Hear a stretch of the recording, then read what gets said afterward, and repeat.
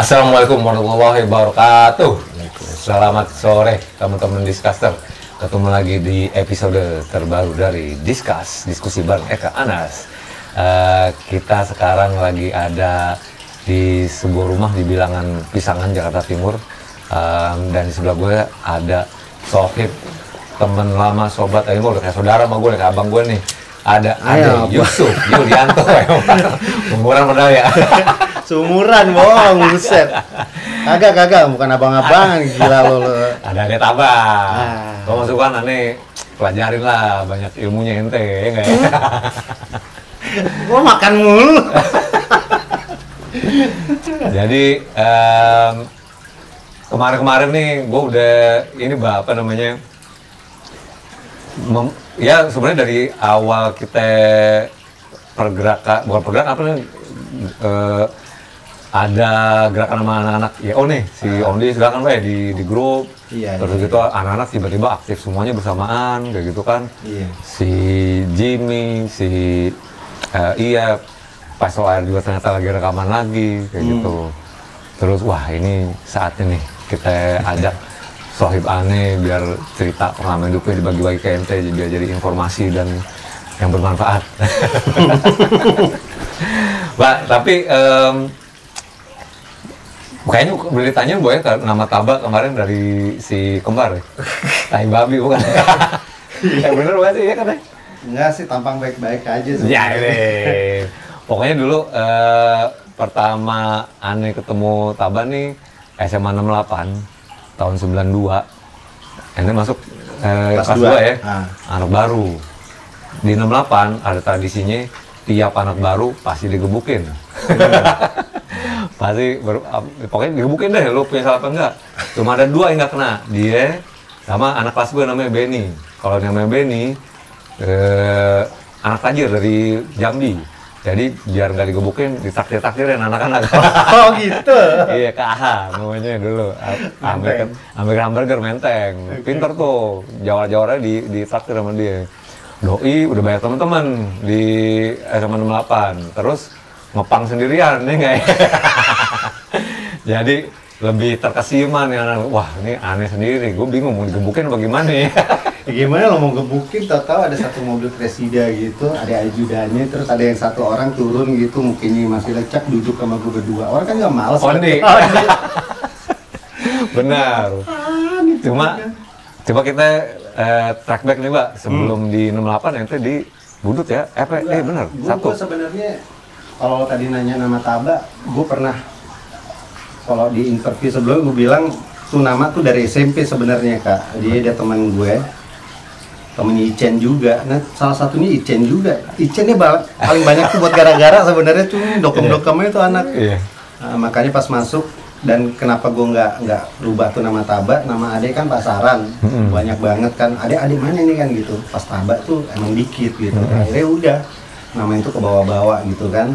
Dan tadinya pikirannya tampang Batak gitu, gue kan ada darah Batak juga. Jadi emak gue bertanya, itu Taba tampang Batak? Gue liat tampang gue kan gak ada Bataknya gitu. Rasa kayak gitu sih, cuman nggak, maksud gue it's fine lah kan kayak gitu.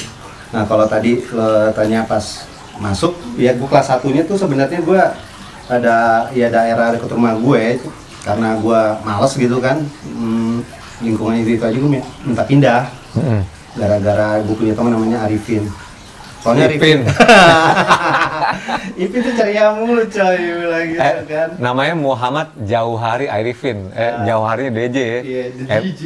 MDJ. Dia kalau nanya apaan? M-nya Michael Jauhari Arifin, anjing. Lo kalau tahu orang lo pada naik Vespa, dia naik Vespa duluan dari zaman dulu. Bener. Iya tuh. Gue ngeband pertama sama tuh orang tuh.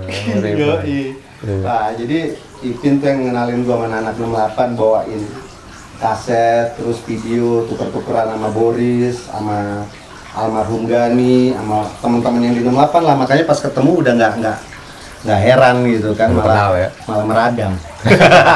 Menjadi. Iya, kayak gitu.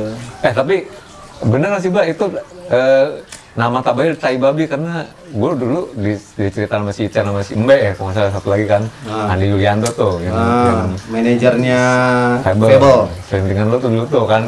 Luntingan lo juga. Iya. Apa Kayak namanya? buang-buang bodi ya luntingan gue kayaknya kesannya gimana banget. Apa namanya? Lalu juga. Katanya gara-gara ada babi, babi sih sorry. Ada kambing. Itu embe. Lu tarik. Astagfirullahaladzim, iya, embe. Jadi si Andi Yulianto ini namanya dipanggil embe gara-gara ada tali. Dia nggak tahu tali apa, ditarik-tarik sama dia. Totalnya di baliknya ada kambing sampai Kambing. lemas. Akhirnya semenjak itu dia didawuh namanya Andi Embe. Embe. Tambah Kalau itu gue dulu punya teman. Gue dulu di kelas itu main kayak film PKI itu setiap 30 September kan ada kan. Dia buat Palu Aris di belakangnya. Namanya jadi dewan. Temen gue namanya Sungkowo sama Sat Budi Enggar tuh. Namanya kan udah aneh-aneh. Salah satunya Icen. Satu kelas. Nama lu gue gantinya Taba, dia bilang kayak gitu tuh, kata si namanya Boker tuh, si Sat Budi Enggar, panggilannya Boker. Kenapa ya? Tai babi, wah anjir lu gak mau lah gue bilang gitu, tapi tahu kenapa ngelekat terus ya udahlah gue bilang. nempel gitu. Iya, kagak ada bubur sih. Tapi sebelum 68 berarti di SMA 41. 41 ya? Iya. Sama si enggak sama Ipin dong. Ipin udah di 68. Udah 68 Iya, ya. tapi lingkungannya itu dekat lingkungannya Ipin, Mbe gitu. Karena lu ada di daerah Cempaka Putih dulu Ya, ya, situ. pemukiman. Maksudnya anak-anak ini pada tinggal di situ. Kalau SMP di mana, Mbak? SMP 10. SMP 10 kalau di Raya Jakarta termasuk percontohan tuh, Kak. Wow, favorit dong ya? Favorit dulu, nggak kayak SMP 4. Jadi dulu SMP 10, SMP 5 tuh masing-masing tuh compete lah ya. Kalau anak SMP 4 dulunya tuh bokap gue dulu lulusan anak Budut dulu.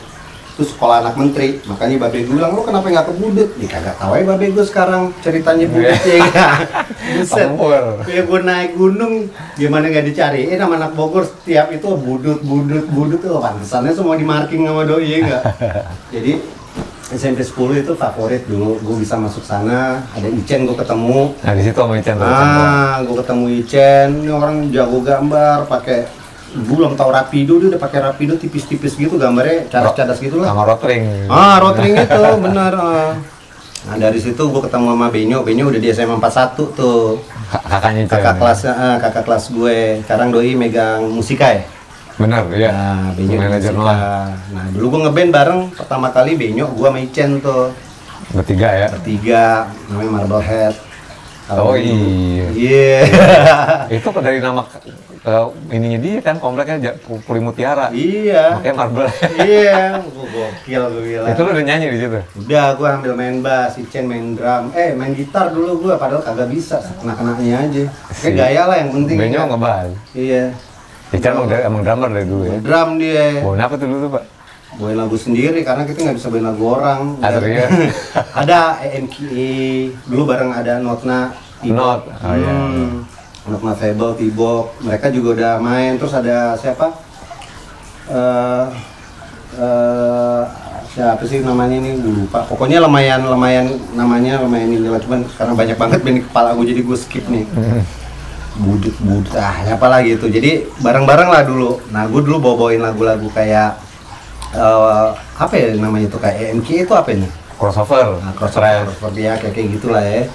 Nah, terus pas masuk 68 ketemu tuh sama Boris tuh, sama PA, sama si Nyoman yang gara-gara ulang tahun sekolah. Iya. Jadi dia tuh Pesol Air. Iya, ada tuh gue tuh. Ntar kita korek tuh hari bersejarah tuh buat gue juga tuh.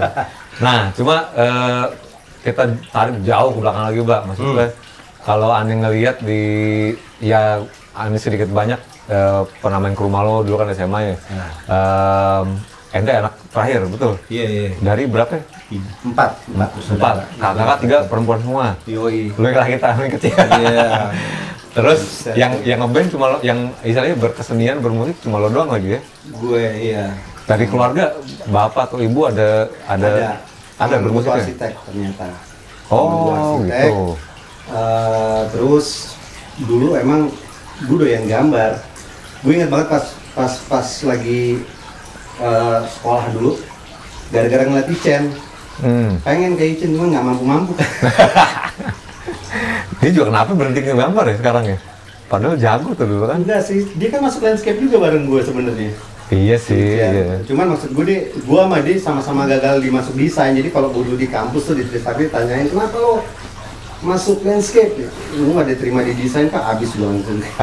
Kagak ada motivasi yang lebih baik. Iya. Berusaha jujur salah juga. Iya. Aduh, kacau bilang. Tapi ada dari saya satu keluarga bapak yang arsitek. Iya, malah pas gue ketemu bini gue ini lebih parah lagi, kakeknya emang beneran seniman. Makanya anak-anak gue ini hobinya gambar semua.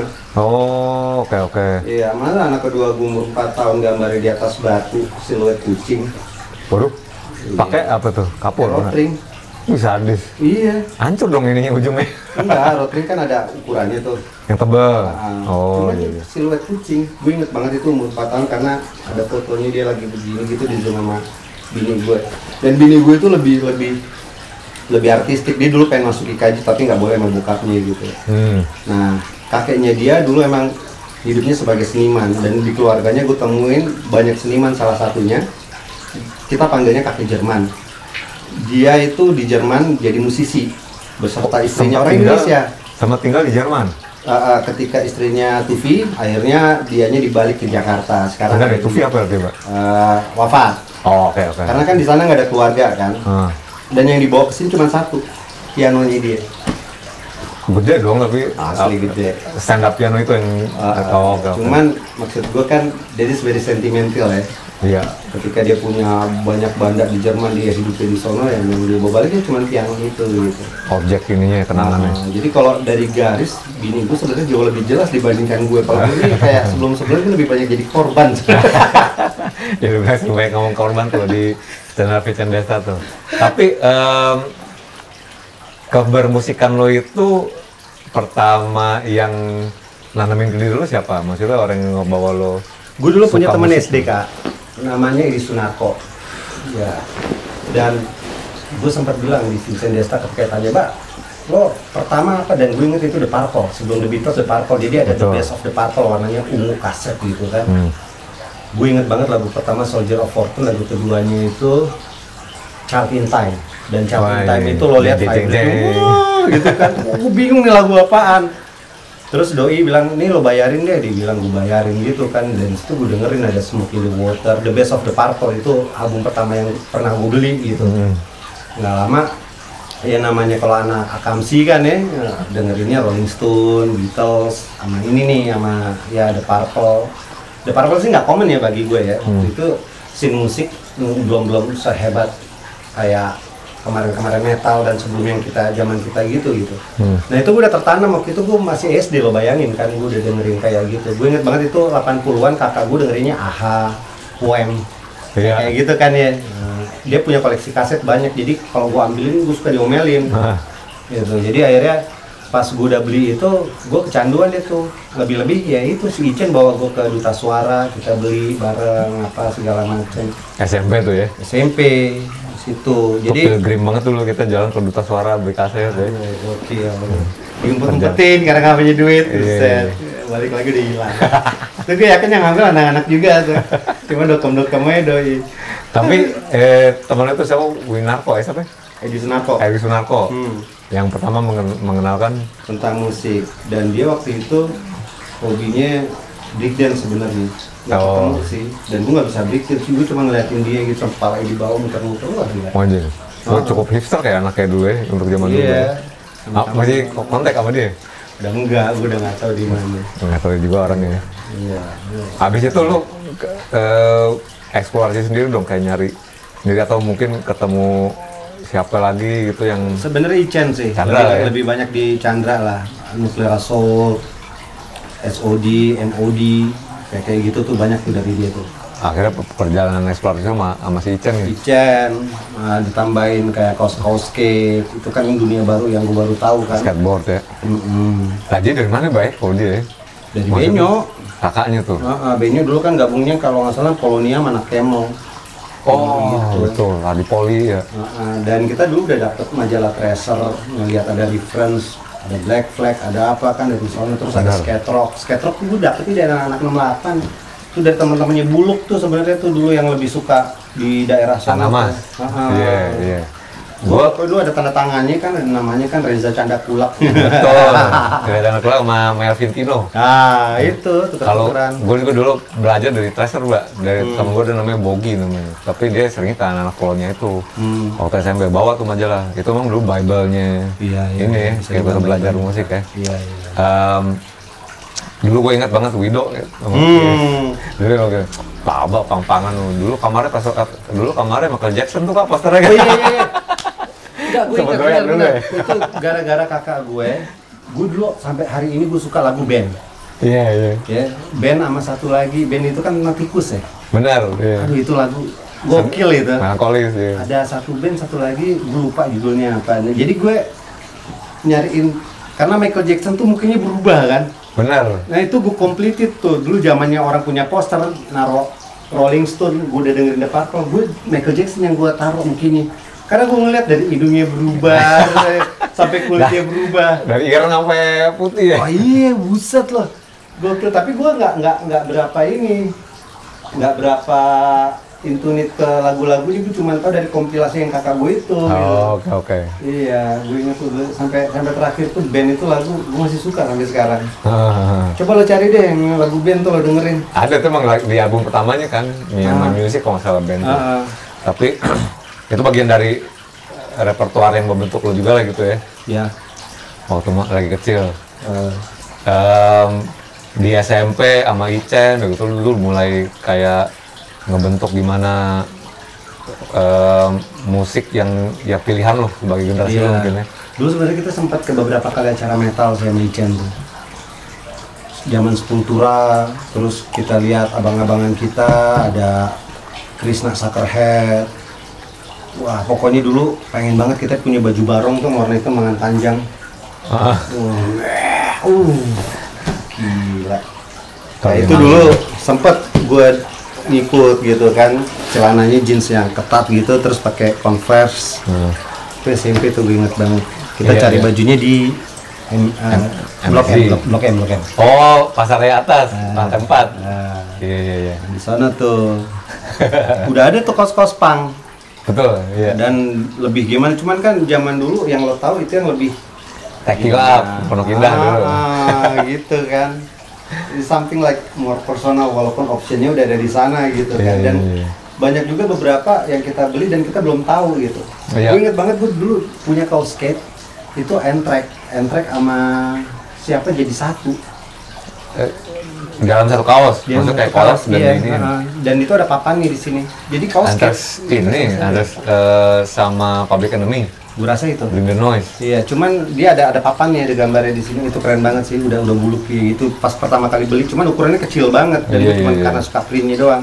Anjing, emang di sana sih kan karena bayar dulu kaos skate ya. Sayangnya udah nggak ada, kalau sekarang ada kan mahal deh. Jutaan Mbak, bener. Iya asli, aduh kesel gue. Tapi begini Mbak, gue pertama ketemu ente nih, SMA kelas 2 waktu itu kan. Ini makanya gue cerita nih hari berarti. Ya kalau kenal sih udah ini ya, udah sebelumnya mungkin. Dalam artian begitu lu masuk tuh, itu rame tuh anak-anak kayak wah ada anak baru ngepang gitu. Kayak gitu kan. Terus karena dulu bersamaan paralel dengan perubahan industri musik. Kelas 1 Nirvana meledak. Ya kan 91 tuh Nevermind. Itu banget yang turning point menurut gua albumnya tuh. Terus gua itu masuk sebenarnya kalau riak-riaknya itu dari tahun akhir 90-an Mbak ya. 89 90 tuh mulai tuh. Itu kayak gua inget album Game Changer Milestone tuh buat alternatif musik. Itu dari album Red Hot Mother's Milk udah keluar. Oh iya, Mother's Milk 89 kan. Dan juga thrash metal secara dulu Mother's Milk kan kagak boleh masuk sini kan? nggak ada covernya. Yoi. Betul. Iya, termasuk iya banyak lah dulu yang disensor sebenarnya ya. Iya. Entah kenapa kita bisa dapet juga ya dulu. Bandel lu berarti. Dan juga konsep juga mulai berubah kan Mbak, kayak band-band metal pun udah mulai nge-embrace punk gitu. Iya. Gua pakai baju-baju itu tuh dari temen gua Billy anak SMA 36, which is mereka mainnya sering sama anak Tanamas juga. Jadi gua dapat baju kaos aneh. Terus SMA gua 68 dari SMP 1 tembus pindah rayon, dan gue udah mulai pakai kaos-kaosannya tuh. Di situ ada si Boris, PA, teman-temannya bahkan jadi pas air udah perhatiin gue. Dia ngirim kandidat pak, gue inget banget, namanya Itong, teman SMP gue. Datang ke gue nih, ngomong gini, kak, minjem kaset dong, CD, band-band.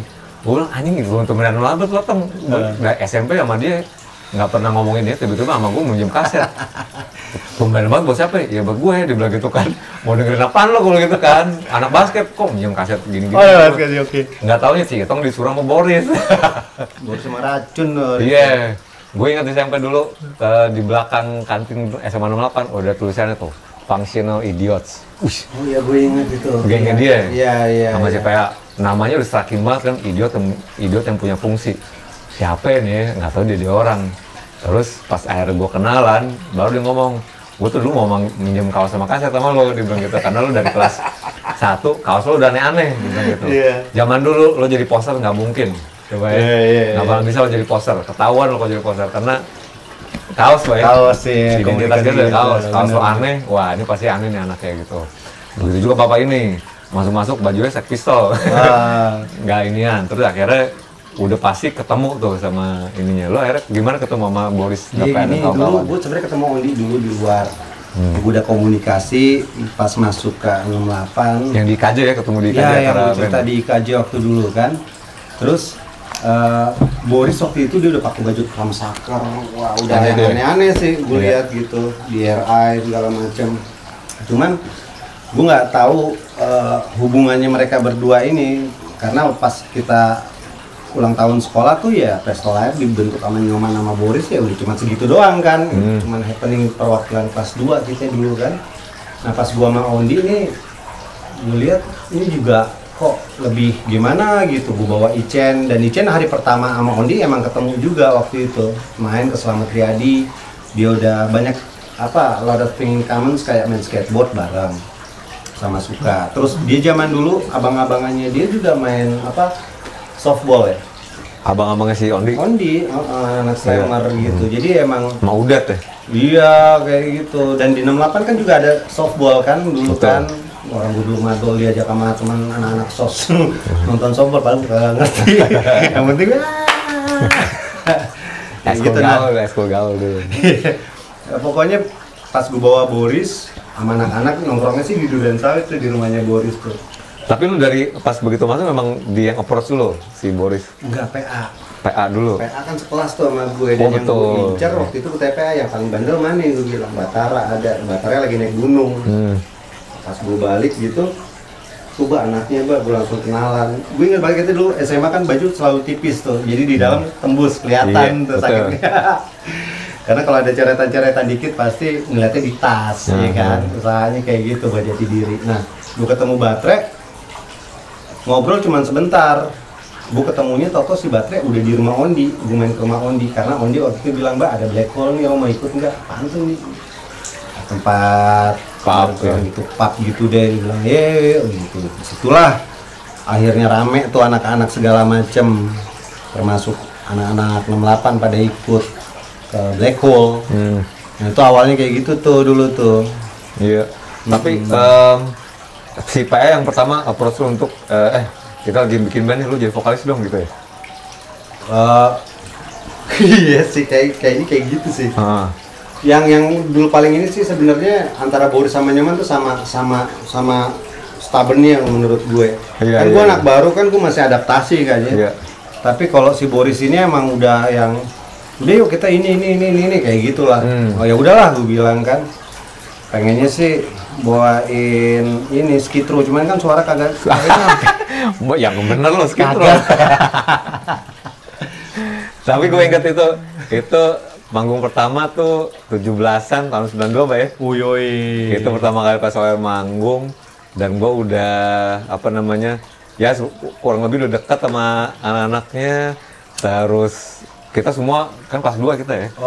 Yang jadi perwakilan kelas 2 nih, ini penting nih karena yang manggung biasanya anak kelas 3 doang. Bener, kelas 2 cuma 1. Kelas 2 cuma Presto Air doang.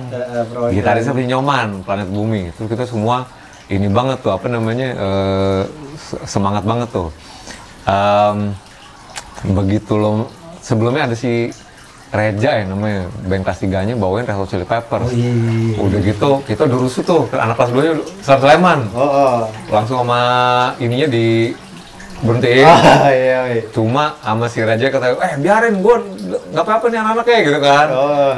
Didiemin, akhirnya kita Sleman, lu naik, tambah rusuh.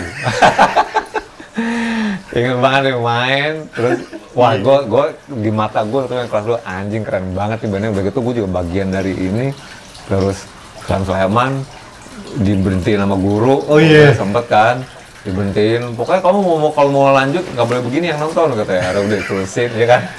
Terus sekolah percontohan. dari situlah allegiance gue apa namanya kededikasian gue sama PSWR, gue sejak itu jadi bisa dibilang kru lo malah ya. Kagak lah, Yang kemana-mana manggung ngikut gue. Tuh urusan di Boris tuh gue kagak pernah. Pokoknya gue liat ya ada anak-anak, ayo lagi yang penting terbentuk kayak suku banget, tribal, Iya. di SMA 68 yang kemanapun PSWR manggung kita datang, termasuk ke Black Hole banget. Oh iya. Tiap Jumat malam. Dulu sekolah masih sampai Sabtu banget. Iya. Terus lalu manggung itu dibawa, yang ngebawa ke Black Hole Ondi juga tuh. Ondi. Di situ. Ya Ondi dulu relasinya emang rada-rada aneh sih. Gue bayangin aja Alternative Nation tau-tau gue liat fotonya dia lagi makan Stone, lagi makan siang bareng. Ya gimana caranya? Dia, Michelle, Ferry, sama semuanya tuh Sonic Youth. Dia makan siang, gue bilang, Tapi ini Bay, maksud gue dari dulu ngerasain ada yang beda sama lu dah, kayak gitu. Dan artian begini, dulu dari SMA dandan paling aneh lu. di SMA ya. Terus kalau menurut gua yang ngebawa apa namanya kompasnya anak-anak, lu masih Ondi menurut gua. Dalam artian Ondi sama lu lagi dengerin apaan kita ngikut kayak gitu. Lu ada itu dari mana sih, Mbak? Apakah makanya gue pengen tahu apakah ada darah seni dari keluarga yang kayak nurun ke lu, dan lu kayak gimana ya, kayak lu tahu kalau lu nggak mainstream lah yang lu sukain. Bahkan sekarang pun kalau kita ntar mau maju ke depan lagi, lu termasuk sahabat gue yang udah duluan dari semuanya nih yang ngedalamin agama. Bisa aja ya. Ada dorongan gimana sih, Mbak? Maksudnya cara berpikir lo lah gitu, apa cara approach sesuatu? Sebenarnya kalau dibilang aneh, gue kayak merhatiin lu juga. Gue tahu ini gue cerita baliknya tentang Eka ya. biar semuanya pada tahu gitu kan. Dulu yang interview. Enggak, jadi kita ketemu banyak orang. Boris itu satu figur yang buat gue tuh sangat karakternya kuat. Betul. Cuman rambutnya keriting. Dan dulu afro kagak zaman. Gara-gara Bayu aja afro zaman tuh berandal ya gak. Tapi kalau zaman dulu Boris udah berusaha ngepang gini kan kagak bisa. Kalau gue rambut lurus, bisa diapa-apain gitu loh. Udah gitu yang pertama itu. Terus kalau gue lihat beberapa karakter, Nyoman itu nggak jauh beda sebenarnya sama Boris. Sama kepala gue sama kepala lo ya mirip. Lo bayangin Nyoman bawa pesola air udah naik kayak gitu ditinggalin. Ditinggalin dia buat Arvana. Dan gue juga nggak tahu dari dulu, dari mulai grunge itu gue nggak pernah bener-bener ke grunge, padahal kerasnya sama gitu dengan musik-musik kita denger ya. Kalau sama gue nggak berapa ini gitu. Gue ingat anak-anak dulu akhirnya pada pakai flannel ya kan. Dan pasti lo jarang ngeliat dulu pakai flannel gitu. Gue lebih nyaman pakai kaos karena lebih suka main skate sama si Chen. Jadi racun Chen tuh lebih menghujam gitu. Nah dari sekian banyak itu termasuk lu juga yang gue lihat, walaupun dulu bagaimana ya, maksudnya lo bareng-bareng sama gue, pas gue inget tuh ya, pas lagi reunian gitu, inaugurasi, tahu-tahu lo naik bawain Black Rose. Dan gue bawain Nexus dulu. Iya. Ini apa Pak? Prom night. Prom night. Gue ngeliatin, anjir gue bilang, dan itu Ichen udah doyan dari dulu yang kayak gitu. Ichen itu dulu sampingannya Iwan Fals. Jadi kalau musik kesono nyambung. Nah, gue nggak nyambung. Gue lebih suka Sex Pistols gitu, lebih. Kalau lo suka sama yang ballad gitu, mungkin karena kekuatan lirik ya. Dan gue nggak peduli itu gitu. Gue lebih suka karakter. Jadi mungkin karena pembentukan karakter seperti itu, gue dengerinnya musik-musik yang punya karakter, walaupun bukan yang rumit gitu kan, karakter jatuhnya gitu. Nah beberapa orang punya karakter yang gue lihat pas lo naik dulu, tahu-tahu lo ganti kayak gaya hippies, pakai baju lengan panjang. Ini orang dari mana? Gue bilang gitu. Dan itu benar-benar out of the blue gitu yang gue striking gitu depan kak, anjrit gue bilang, lu tuh boy nama siapa? Gue lupa sebenarnya. Boyke, ya. Boyke, mau Boyke. Iya. Iya, nggak nyangka gitu kan. Apalagi pas gue tahu lo kalau lo masih inget lo balik dari Ozzy waktu itu dari Australia dengan rambut kayak Prodigy, buset gue bilang udah selesai. Jadi pas lo bentuk berandal gue udah nggak heran sebenarnya. Iya. Dengan ini lo. Nah cuma kita mungkin dulu karena saking terbatas dan sedikitnya kita kayak mempengaruhi satu sama lain kali ya, kita belajar. Iya kayak gitu. Satu sama lain gitu ya. Dan itu gue perhatiin sebenarnya perubahan-perubahannya kayak si Nyoman setelah dia rekaman loh, kaset dulu kan gue inget banget gambarnya orang gila dulu Arvana kan. Udah jadi sama Eki tuh sama Dani sama Rom ya. Cabut lagi dia buat Planet Bumi. Benar. Terus musiknya juga udah beda lagi, jadi nggak jauh beda sama Pesel Air kayak gitu kan. Iya. Nah kayak lo dari mungkin lo seperti apa, tahu-taunya gue balik lo begini, terus musik lo begini. Ya buat gue something yang normal. Iya. Mungkin karena dulu kita untuk ngekonsumsi informasi itu sangat terbatas ya. Susahnya. Jadi begitu nemu kita tuh kayak langsung kita serap, ngulik ya. Benar.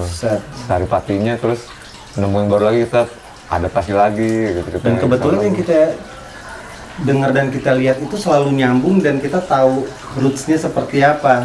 Dan itu yang membuat makin asik kan untuk ternyata dari sini ada yang namanya The Clash misalnya, ada Social Distortion, dari yang serpihan gitu kita coba combine kan. Iya. Akhirnya sesok tahunya kita coba bentuk karakter perwakilan yang ada di Jakarta ini ya kita gitulah dulu mungkin seperti itu ya. Terus Pesel Air berjalan sampai dengan formasi tadinya berempat kan, lo, Boris, Arya, PA. Karena Nyoman cabut dulu dia bentuk Arvana, akhirnya gue panggil Arya kan. Bukan gue sih, Boris lagi yang manggil Arya tuh. Itu temen SMA, temen kecil lagi juga kan? Dekat rumah, iya. Itu ekspansi sampai ngerilis album Jang dulu, itu Self-title dulu ya? Self-title dulu ya? Itu lo ekspansi dulu ada Ebi, kalau nggak salah. Iya kan ada Boyke, Boyke rame lah. Kita buat dulu formatnya kita buat beda. Kita punya backing ada Meta, ada TV, ada Nanda. Kita coba utilize. Jadi kalau manggung tuh kesannya gimana gitu. Jadi self-title itu kita coba sosialisasinya yang namanya indie rock tahun 94 kalau nggak salah. Terus 96 indie pop yang lebih gimana, dan kita udah masukin indie pop itu udah pakai fashion waktu itu. Pakai baju-baju bunga-bunga tapi nggak mau dibilang hippies gitu. Jadi ternyata di sana juga kebetulan lagi Britpop lagi scene-nya lagi naik kan. Kebetulan seperti itu si Boris pakai topi pancing kemana-mana gitu kan, dan dia juga main skate. Nah di teman-teman skateboardnya itu juga ternyata ya mirip-mirip juga kan, akhirnya mulailah bertambah luas dan bertambah besar komunitasnya kayak gitu. Ya makanya gue ngelihat transformasi Pesel Air tuh yang pertama dari punk rock, mayoritas ya punk rock musik kan, beralih ke Britpop kan, terus akhirnya lo mulai masuk ke 97 gue udah ngeliat udah keluar warna sendiri tuh mulai kan, dimana juga udah mulai bikin lagu-lagu sendiri. Ini dulu Taba dan Dane, Cogen Norton mirip, jadi Ian Brown mirip, jadi Liam Gallagher mirip gitu. Cuma akhirnya di tahun 97 itu yang mulai mengkristal nih, gue ngeliat Pesel Air kan mau jati dirinya gitu. Mau keluar lah album kedua yang dulu ya, ada Umpama, gue inget sini. Ya benar, terus ada Kupit, ada Planet. Kita 96 itu udah coba pakai bahasa Indonesia. Betul. Rekamannya dulu gue inget Waiting Room juga rekaman di tempat yang sama begitu. Oh iya? Iya. Yang di Minangkabau.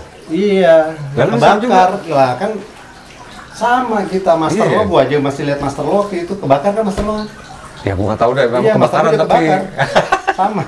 Iya iya. Iya, jadi kalau kita dawu ini limited album memang bener udah kagak ada masternya. Iya iya iya. Dan lo kemarin lo kan ngeluarin ya waiting room kan? Wah itu udah kaset mbak. Nah, iya karena udah kebakar. Iya nyari-nyari nggak ada lagi tuh. Gue sempat rekaman sebenarnya dulu sama Voltus. Gue masih lihat master lo di sana karena itu sebelum kebakaran kejadiannya. Oh, Voltus adalah salah satu proyek lo ya? Proyek gue sama dulu IBM sama Agus. Iya. Agus ini dulu Arman Maulana punya kakak. Nah, dia drummernya di sini, drummernya Almarhum Tatilana. Iya. Elektronik yang techno gitu Iya, lah. sama salah satu pecahannya Pulau Biru namanya Eki. Dia pemain keyboard. Bertiga loh. Ada teman kampus gue Dedi, dia main drum berempat. Which is berlangsung berapa lama tuh mbak? Ada berapa tahun lah. Dulu ada band Pulau Biru namanya Bunglon tuh selalu tuh membantuin kita kemana-mana tuh. Oh, udah bikin materi? Udah rekaman nggak lama dari situ kebakaran, aja kebakar bareng-bareng. Habis tuh materi nggak ada yang sini. Oh. Aduh. Pada sayang banget ya. Gue sempet denger tuh katanya gue lagi bikin Voltus nih kan si Ican juga sering ngomong, wah Taba ada bikin ini lagi kak, katanya elektronik kata gitu. Iya. Sempat didengerin beberapa lagu deh gitu, cuma Iya. udah menguap ya kayaknya. Iya, menguap gara-gara itu kebakaran. Gitu. Gue inget banget gue liat pita lo tuh. Nah. Itu 2,5 inch ya. Tuh, masih ada di situ ya? Waiting room, pistol air gue bilang. Kan dulu kita beli tuh berapa sejuta ya masalahnya. Iya, gue di kota lah sih dulu. Dua setengah, masteringnya satu inch. Karil dulu ya. Bego banget ya kalau pengen dibawa ke rumah gitu ya? Iya, gue juga bingung. Oh enggak, gue inget kenapa? Karena kita takut berjamur. Oh. Dan di sana kering, makanya di storing. Dan itu bukan hanya kita, semua band di sana itu ya penuh berat. Naruh di sono. Oh. Iya iya.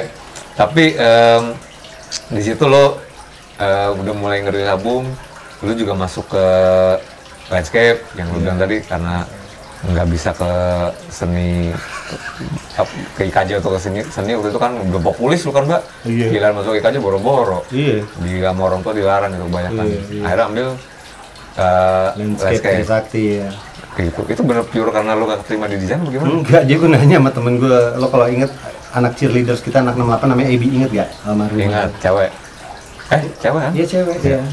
Temennya Lisa. Iya. Kembang. Jadi gue tanya, Bi lo masuk apaan Bi? Landscape. Apaan tuh gambar-gambar? Hitungannya banyak gak? Enggak, ya lu ikut lo deh. Ini gue baru ke Asis, Iya. Erwin. Iya. Iya banyak tuh anak 68 tuh ikut tuh. Iya, Buces 94 dulu, 98 Mbak ya?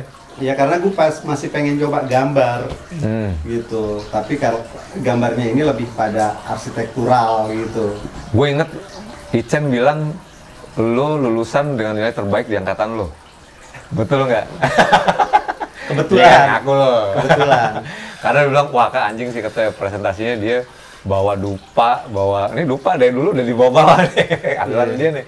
Bawa dupa terus konsep Bali, kalau nggak salah lu bilang kan. Iya. Pokoknya si dosennya tuh terimpress banget deh gitu. Gue inget banget. Jadi kalau di Trisakti itu yang namanya kelulusan tuh kayak something yang very sakral di landscape karena orangnya dikit. Di angkatan gue paling banyak tuh 150 orang. Ekonomi tempatnya Boris 1.500, jadi 1 banding berapa tuh coba ya gak? Jadi kalau lo lulus tuh sedikit banget. Nah, gue dulu deal-dealannya sama bokap gue gini, selama kalau sekolahan gue bener, jangan ganggu band gue. Oke, dealnya kayak gitu. Iya. Lo bayangin satu mobil tuh, ada mobil sedan merah tuh si Evi itu ke rumah set. Isinya ada kali bangsa 12 orang gitu. Dari backgroundnya ada orang. Tetangga gue ngeliat kayak gitu. Ke rumah lo tuh? Iya, ke rumah gue siang-siang kak, bukan malam gitu, buset siang-siang. Kalau pasti udah kakak lo, bapak ibu lo udah biasa ngeliat orang aneh kayak gitu dan biasa. Setelah itu juga pas gue backpacker juga temen gue yang datang ke rumah juga aneh-aneh sebenarnya. Jadi akhirnya lingkungan udah biasa sih. Itu ada tuh episode lo backpacker ya? Ada yang gue ngilang dari KJ itu. Benar. Bukan maksud gue. Ngilang dari KJ maksudnya gimana? Kalau gue dengar maksudnya dari Icen juga, masuk koneksi kita masih Icen nih. Lagi Icen nih. Chandra nih mesti kita bawa nih ntar nih. Iya. Dia sempat ngomong tuh kata lagi sering nyari guru kak katanya gitu. Jadi gue nyari guru, jadi gue gimana ya? Waktu itu lagi hipsnya di mana ada gigs, pistol air, terus waiting room. Di mana tuh? Lalu ada kita tuh. Terus gue bosen banget. Dan dulu backpacker gue nggak tahu udah bener ini nggak sih. Nah di landscape dulu gue suka main judi, anak-anak. Judi apaan? Judi, ya judi Kartu. gitu. Judi kartu gue QQ, gue main pinggiran. Pokoknya menang kalah kita jalan-jalan dan jalannya nggak ada yang deket. Pinggir laut, naik gunung gitu-gitu. Itu ngebawa gue, aduh gue pengen nih kayaknya nih temuin tranquility tuh gimana ya, sesuatu yang beda lah ya sama gigs gitu kan. Makanya nanti kalau ada sesi ini kita ngomong nih masalah frekuensi otak gitu. Jadi gue udah peak banget, otak gue kayak mau meledak. Akhirnya gue putusin sama bini gue, kita backpacker tuh ke Jawa Tengah sampai Jawa Timur. Dan sebenarnya gue ngelihat kehidupan yang berbeda dari orang kota Jakarta. Lo nggak dikenal siapa, dan di sono mereka punya kehidupan yang jauh berbeda. Contoh ya kalau di Surabaya ya, ini ada rokok gitu, terus lo minta api, tapi dia nyiapin lo bareng korek gitu di atas. Itu kalau lo ambil, kan lo minta korek kan ini, lo ambil kan wajar ya. Habis itu lo pasti gebukin tuh, karena itu kayak tanda di satu tempat tertentu lo ditantangin, lo ribut sama gua, kan lo mana tahu kayak gitu. Oh gitu. Iya, jadi kalau ke Jakarta ya zaman itu yang namanya musik, orang pasti tahu kita lah. Oh ini sih Solar Air, wah ini waiting ini. Nah, gue pas kesana itu nemuin satu keasikan yang mereka hidup tuh bener-bener apa adanya. Terus main sabung ayam. Terus gue jalan tuh ya, gue inget banget di Jawa Tengah, jalan gang itu di atas, gue naik bis entah kemana itu berhenti di Pati, desa Kajen gue cari gitu. Terus naik mobil lebih kecil sampai gue naik Delman. Dan Delman itu satu desa itu tuh Hafiz, Penghafal Quran. Gue datang sama bini gue orang kota ya gak. Itu jalannya di atas, desanya di bawah. Ya, jadi jalannya di atas. Tahun berapa nih? Ya pas gue ngilang itu dulu. Oh 90-an. 90 ya, 90-an ya. Bentar nih, bini mana nih? Ya bini gue sekarang. Oh Iya, gue berdua sama dia gitu kan. Dan kalau dulu itu orang-orang sana, saya mau tinggal di sini, oh ya silakan. Tinggal gitu, diterima langsung. Jadi gue ngelihat gitu. Rumah warga ya? Iya, sama warga. Mereka benar-benar yang nggak punya pretensi apa-apa, benar-benar lo makan tuh ya apa adanya. Jadi tempe itu ada ampasnya. Ampasnya tempe yang lo makan, itu enak banget. Ampasnya tuh ya? Ampasnya tempe, men. Bukan tempenya. Lo paling lo tahu di sini apa istilahnya yang tempe hitam apa sih istilahnya, tapi ini ampasnya gitu. Itu aja enak banget gitu. Dan gue kecanduan bolak-balik. Terus gue liatin malam-malam gitu, gue keluar ke desa sana, dia bawa buku kecil gitu nih, konfis. Gue nggak tahu kan pada ngapain sih nih orang itu nyari spot masing-masing gitu. Dan itu kayak waktu gue inget di IKJ, waktu anak-anak itu lagi teman-teman lagi pada sniperan. Ngobrol sama pohon gitu kan. Dan ini di desa Jawa Tengah yang lo nggak tahu dan melakukan hal yang mirip gitu.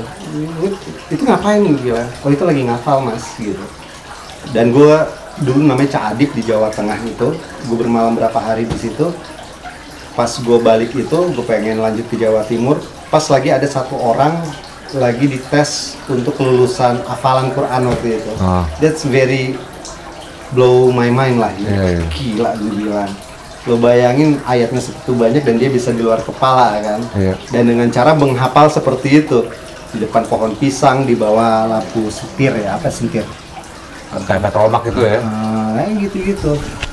Terus di situ juga gue pasti nyari orang-orang yang tahu cerita tentang desa-desa mereka zaman dulunya seperti apa.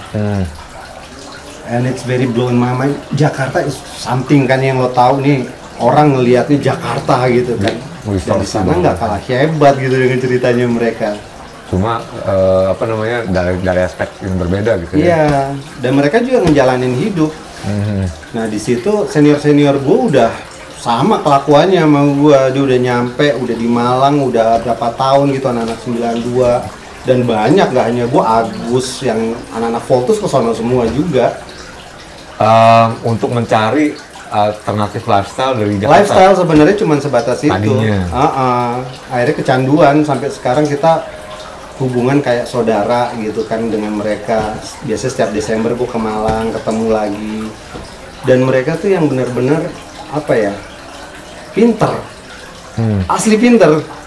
Lo bayangin gue di sana gue ketemu sama beberapa profesor loh, duduk bareng kayak gini. Malangnya mana sih, Pak? Ininya? Di Batu, bukan? Singosari. Singosari. Ya, Desa Biru. Itu lo dapat informasi itu dari anak-anak? Dari senior gua. Oke. Senior gua. Yang tadi cuma untuk cari alternatif lifestyle dan artian keluar dari kepenatan Jakarta. Lo kan butuh tempat rumah. Dulu kan belum ada apa istilahnya kayak hotel kayak sekarang kan ada ya, red apa istilahnya gitu-gitulah ya. Lo tinggal packing, lo ntar nginep di sini. Airbnb gitu. Nah, kayak gitu. Sekarang udah, dulu kan nggak ada. Nggak ada. Lo bawa baju lo, nyari rumah, saya boleh di sini ya. Oh ya silakan gitu. Nah kebetulan senior gue di sono, jadi gue bolak-balik ke sono karena udah ada tempat coy kayak gitu. Dan di sana ya, gue masih pakai celana kulit. Celana kulit, kaos. Ya lo udah denger sendiri kan ceritanya. Gitu. Itu di situ juga tempat gimana lo ketemu guru ente, Gus? Bapak gue yang satu ini, ya gue ketemu mereka di sana, terus dia lo ngobrol apa aja sama beliau tuh, beliau paham gitu. Enggak, tapi maksudnya di rentang waktu yang sama nih ya. Iya. Sono sama gue nggak sadar deh lu pacaran segitu lamanya sama Aya dari akhir 90-an mah. Iya. 98 lebih tepatnya mungkin ya. 99. Gue lupa tahunnya kayaknya ya. Iya, karena gue dia. Akhir 90-an ya tapi ya. Iya, soalnya pas di Malang itu saya nggak nerima yang putri, dia bilang cuman karena kandung gue bawa diterima di sono. Gitu. Oke. Tapi di situ di momen yang sama itu lo ketemu sama Gus atau? Iya. Ketemu sama Gus di sana dan nggak sengaja bagaimana tuh, Mbak? Iya, karena senior gue udah di sana gitu. Jadi kalau sebenarnya gue dari sono gue kadang mental ke Banyuwangi, ke Jember, tapi Jawa Tengah, Jawa Timur kan region yang jauh nih. Jogja gue nggak ketemu tempat. Akhirnya gue ketemunya di sana, di Malang sana. Kalau Malang kan ke Surabaya deket, ke beberapa tempat lain deket, pemandian yang ada air mineral segala macem gitu. Dan ketika gue jalan kayak gitu, gue ketemu sama petani, gue nyangkul bareng, terus ya ngelihat mereka hidup berkehidupan. Itu gue nggak sadar ternyata gue ngilang tuh udah lama dari Jakarta. Balik-balik gue merit, sangka ini gue habis rehat narkoba, gue kecelakaan. Lo 2001 ya nikahin maksudnya? Iya, gue bingung banyak banget yang dateng di Prambors diumumin, buset gue. Karena gue juga kan itu azan. Ya, lanjut lagi kita di discuss, ada break maghrib dulu sebentar, menunaikan kewajiban. Tadi kita udah nyampe ngobrol perjalanan Taba di daerah Malang dalam pencarian backpacker nyari tempat tinggal. Perjalanan sinetron. Buset. Backpacker. Tapi rencananya itu backpacker, Mbak ya? Iya. Pakai tempat. Iya kan jadi teman-teman gue udah ada di sana, yang di Jawa Tengah sini, Jawa Timur sini, gue nongkrong ke sana. Padahal nyewa hotel mahal. Khusus mencoba tinggal seperti halnya orang lokal gitu, maksudnya kayak jadi prinsip Airbnb dulu ya.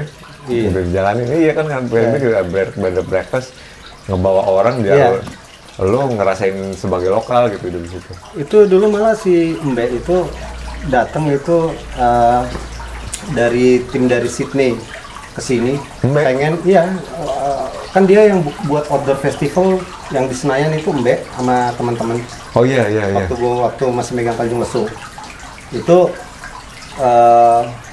antusias dari anak-anak muda waktu itu berapa ribu yang datang, gue nggak ngerti lah tuh reportnya, Mbak lebih tahu. Cuman maksud gue tim dari Sydney ini datang, dia pengen tahu destinasi selain Bali. Minta exploring, dan itu cuma berapa hari gitu. Waktu itu pengen juga ketemu, tapi udah nggak sempet gitu. Jadi ada juga temen gue si Andrew James itu bilang ada yang dia backpacker itu naik mobil tua gitu, dan itu jadi ininya mereka, jadi logonya apa gimana gitu.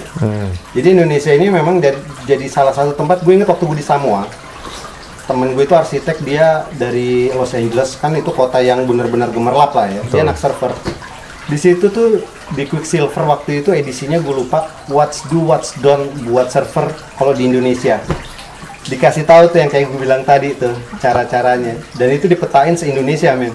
Wanjrit, ada programnya gitu maksudnya mereka punya. Tentang how you adopt with locals gitu, apa yang lo harus lakukan dan apa yang lo jangan lakukan gitu. Dan itu di buku di majalah Quicksilver. Oh, kayak pedoman do's and Iya, don'ts ya gitu. kalau lo nyari ombak di mana gitu segala macam, dan lo kan exploring kan, Iya. dan nggak mungkin dong lo exploring cuma 1 hari, pasti lo akan tinggal di mana. Dan waktu itu akomodasinya kan sangat terbatas. Jadi sampai majalah Amerika aja yang udah nge-publish kayak gitu, artinya sebelumnya udah ada yang pernah survei dan udah ada yang mengerti how to do it kan gitu ya kan. Iya. Dan survei kayak gitu kan nggak sebentar gitu. Karena apalagi Indonesia juga pantai-pantainya termasuk salah satu yang ombak-ombaknya dicari sama surfer dunia kan. Dan itu gue di tahun 2000, sebelum 2010 lah, mungkin 2009 2008 tuh gue baca majalah di Samoa men gue. Udah kayak gitu tentang Indonesia. Itu episode dulu waktu lo kerja di Hawaii dan iya gitu-gitulah. itu nanti kita ngomongin lagi nih. Sekarang selagi lo di Malang waktu itu, yang obviously juga gue nggak tahu sengaja atau nggak sengaja ngebawa ke perjalanan spiritual lo. Dimulai di situ nggak atau? Sebenarnya yang namanya spiritual itu semua orang kan ada, jadi bukan something yang very aneh bagi gue. Tapi ketika lo udah ngelihat berbagai bentuk kehidupan yang berbeda dari yang biasa kita jalani Jakarta, jam 8 lo harus kerja, terus lo harus begini jam sekian, makan jam 12, pulang macet, dan di sana pace-nya berbeda. Lo akan melakukan sebagai orang beragama gitu. Kalau lo Christian, di hari Sabtu sore lo harus ke gereja, atau kalau lo Muslim lo harus ada waktu-waktu sholat, itu kan biasa dilakukan. Nah, ketika kita di luar sana kan tempatnya berbeda tuh. Jadi ketika lo dibawa ke suatu tempat yang berbeda dan otak lo itu punya satu memori yang berbeda, akhirnya terbawa lah, ya ini kayak waktu gue inget di sana gitu kan ya. Jadi mungkin itu akan merubah lo bukan pada saat lo berritual, tapi lo bersosialisasi dengan masyarakat, dengan lingkungan. Ketika lo nyari ATM nggak ada, yang lo lihat tuh kebo sama petani yang punggungnya rata kayak BMW coklat metalik kayak gitu. Lo kan dikasih pacul gitu, dan dia tuh si bapak-bapak itu yang totalnya udah sekian banyak aja dia, dan dia kuat gitu, dan kita nggak kuat karena kita nggak bisa di sana. Iya. Gue tuh ketemu sama master plannernya Lipo, Pak Benton. Jadi dia bilang, gue waktu masuk Kalimantan itu poter gue 10. Apa? Porternya 10. Salah satunya dicerita, ini pakai celana pendek bertato lah ya orang Kalimantan. Dia udah keliling dunia men, dia balik lagi ke hutan. Si porternya itu dia bisa berapa bahasa. Terus ditanya sama si Benton itu, kenapa lo balik sini? Ya ini kehidupan gue di sini, dia bilang. Jadi itu pasti ngerubah bagian dari hidup lo, tapi lo nggak berubah secara yang harus seperti apa kan gitu kan. Mungkin gue lebih yang mirip seperti itu. Gue balik lagi ke Jakarta, gue berkarir di Jakarta, gue keluarga Jakarta, teman-teman gue di Jawa, di Malang, di mana masih ada kayak gitu. Dan yang menarik bagi gue ketika ditanya hutan ini, dia bilang kalau gue pengen makan atau gue sakit kepala, gue tahu ini ada di sini obatnya. Jadi dia kayak ngelihat mall gitu, ngelihat hutan. Makanya ketika hutan itu terbakar, dia nggak bisa lagi mapping ke sana. Dan waktu itu dia, kalau nggak salah Benton cerita sekitar 10 orang dia masuk. Siapanya Lipo ini Pak? Master plannernya. Dulu gue sempat ada seminggu waktu sama dia bareng-bareng exploring Tanjung Lesung segala macam. Jadi dia sangat antusiasme dengan kehidupan yang lokal, dan dia udah mengerti. Dan dia cerita bagaimana dia menangkan sayembara itu karena dia mengerti site-nya. Dia suka dulu ketika Karawaci belum dibuka, dia jalan lari ke dalam hutan sana, dan dia tahu di sana ada kayak misalnya ada jalur apa di sana ada apa yang di mapping itu belum ada gitu. Iya. Artinya ketika lo trekking dan lo mengerti di sana ada apa dan bagaimana how to treat it-nya, kan itu jadi salah satu data bank lo kan ya. Dan treatmentnya tuh berbeda gitu. Kayak sekarang nih, anak-anak sekarang, lo nggak bakal mau nunggu lama. Kalau lo makan aja, lo bisa dari kamar lo nih, dia datang gitu. Kalau di sana kan effort lo harus jalan gitu. Terus ketika lo di negara lain lah misalnya makan gitu traynya, kalau kita kan ditinggal, di sana kan ada yang harus lo balikin lagi. Iya gitu. Ini kalau kita beradaptasi, bagi gue spiritualnya seperti itu, kita beradaptasi lah ya. Walaupun memang pengajaran-pengajarannya sih tetap, tapi kan kehidupan kita kan udah berbeda nih ceritanya. Jadi lo, kalau gue ya berpendapat, gue pribadi ya gue harus mengadaptasikan itu gitu. Maksudnya kalau bisa ya don't be a bad guy misalnya kan. Gue nggak mau, misalnya gue korup, gue nggak mau nih gue korup. Itu kan jadi value of life, dan itu kan part of your or apa ya, point of life, kayak religion apa segala macem lah, apalah itu namanya gitu. Itu ngerubah cara pandang. Iya. Kayak nah, gitu. yang pengen gue ini Mbak, maksudnya yang lebih ke, mungkin maksud gue di kalau mau diklarifikasi lagi, lebih ke perjalanan spiritual menentukan Islam. Kayak gitu. Karena begini, gue kan ke Australia itu 99, tahun 2002 kan. Iya. Sebelum kita kayak 97, 98, 99 tuh bisa kayak yang lu nelfon gue, Kak, lu di rumah, terus lu ke rumah gue, kita begadang, ngobrol, wah dalam gitu kan, atau gue ke rumah lo kayak gitu. Jadi sempet, walaupun gue udah kerasain nih, wah ini dalam Islam banyak orang yang gitu kan. Maksudnya walaupun kita mungkin nggak dalam, bukan level rohani atau keislaman nih. Gua 99, 2001, 2002 gua balik tuh, tiap gua nanya lu, si Chan ngomong, Taba lagi ke gunung Kak, ngomongnya. Emang gue naik gitu, gunung. Yang itu ya, yang Lo kan yang ketawa. yang bagian lagi apa, hidup di luar Jakarta itu, gitu kan, selama itu. Terus kita ketemu lagi tuh kira-kira 2000-an, 2004 gitu, Mbak ya, 2005. Gue ngeluarin album Tribute for You tuh sebenarnya. Betul. Di situ gue ngeliat lu udah orang berbeda lagi. Masa sih? Iya, dalam artian lu udah lebih berisi, nggak banyak ngomong. Iya, emang gue lebih banyak. Berat badan nambah, nggak bisa gue kurus. Anjrit. Dia nih, dulu ya. Dia tuh berhasil sampai sekarang badannya segini. Sampai bini gue ngomong tuh kayak Eka tuh. Wah, buset. Gue ngomong dia kurus. Cuma maksud gue bukan itu, Mbak. Lu lebih apa ya? Lebih dalam, Mbak. Dalam apanya? Bukan, lo kalau kagak ada duit lo dokem ya gak? Kalau udah, kita mati coy, gitu ya gak? Enggak nih, gue tiap ada pertanyaan tentang, ya gini lah, gue tuh lu pengetahuan tentang agama lu Lo salah Kak, gue tuh megang handphone, lo nanya gue tinggal browsing. Iya gak? Wah, capek nih. Ini teknologi men, semua orang bisa ngomong, iya gak? Atau gini deh, kita sempat ngomongin tentang almarhum Bang Irfan, iya kan? Ya.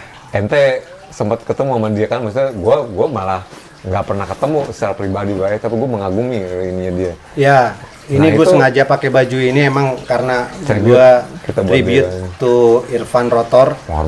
Penghormatan gue sama dia, dan sampai kapan dia tuh temen gue. Dan nggak banyak orang-orang yang tahu hubungan gue dengan dia nih ceritanya nih. Itu ketemu tahun berapa? Waktu dia lagi rekaman album Menang kalau nggak salah. Pesolar tuh datang tuh. 9 berapa tuh? 7 dong ya, 98. Iya. Gue bingung, Van. Tuh gitar lu gimana sih stemannya? Lu bisa main gitar, Pak? Enggak, gue bilang. Gue bingung, kan nadanya lo lihatnya rotor gimana kan. Gue bilang, apaan sih gue bilang. Tuh gaibnya sama kayak waktu gue ngeliat Sastro rekaman di studionya Angga itu. Ini lagu apaan sih, pas jadi, oh begini gitu.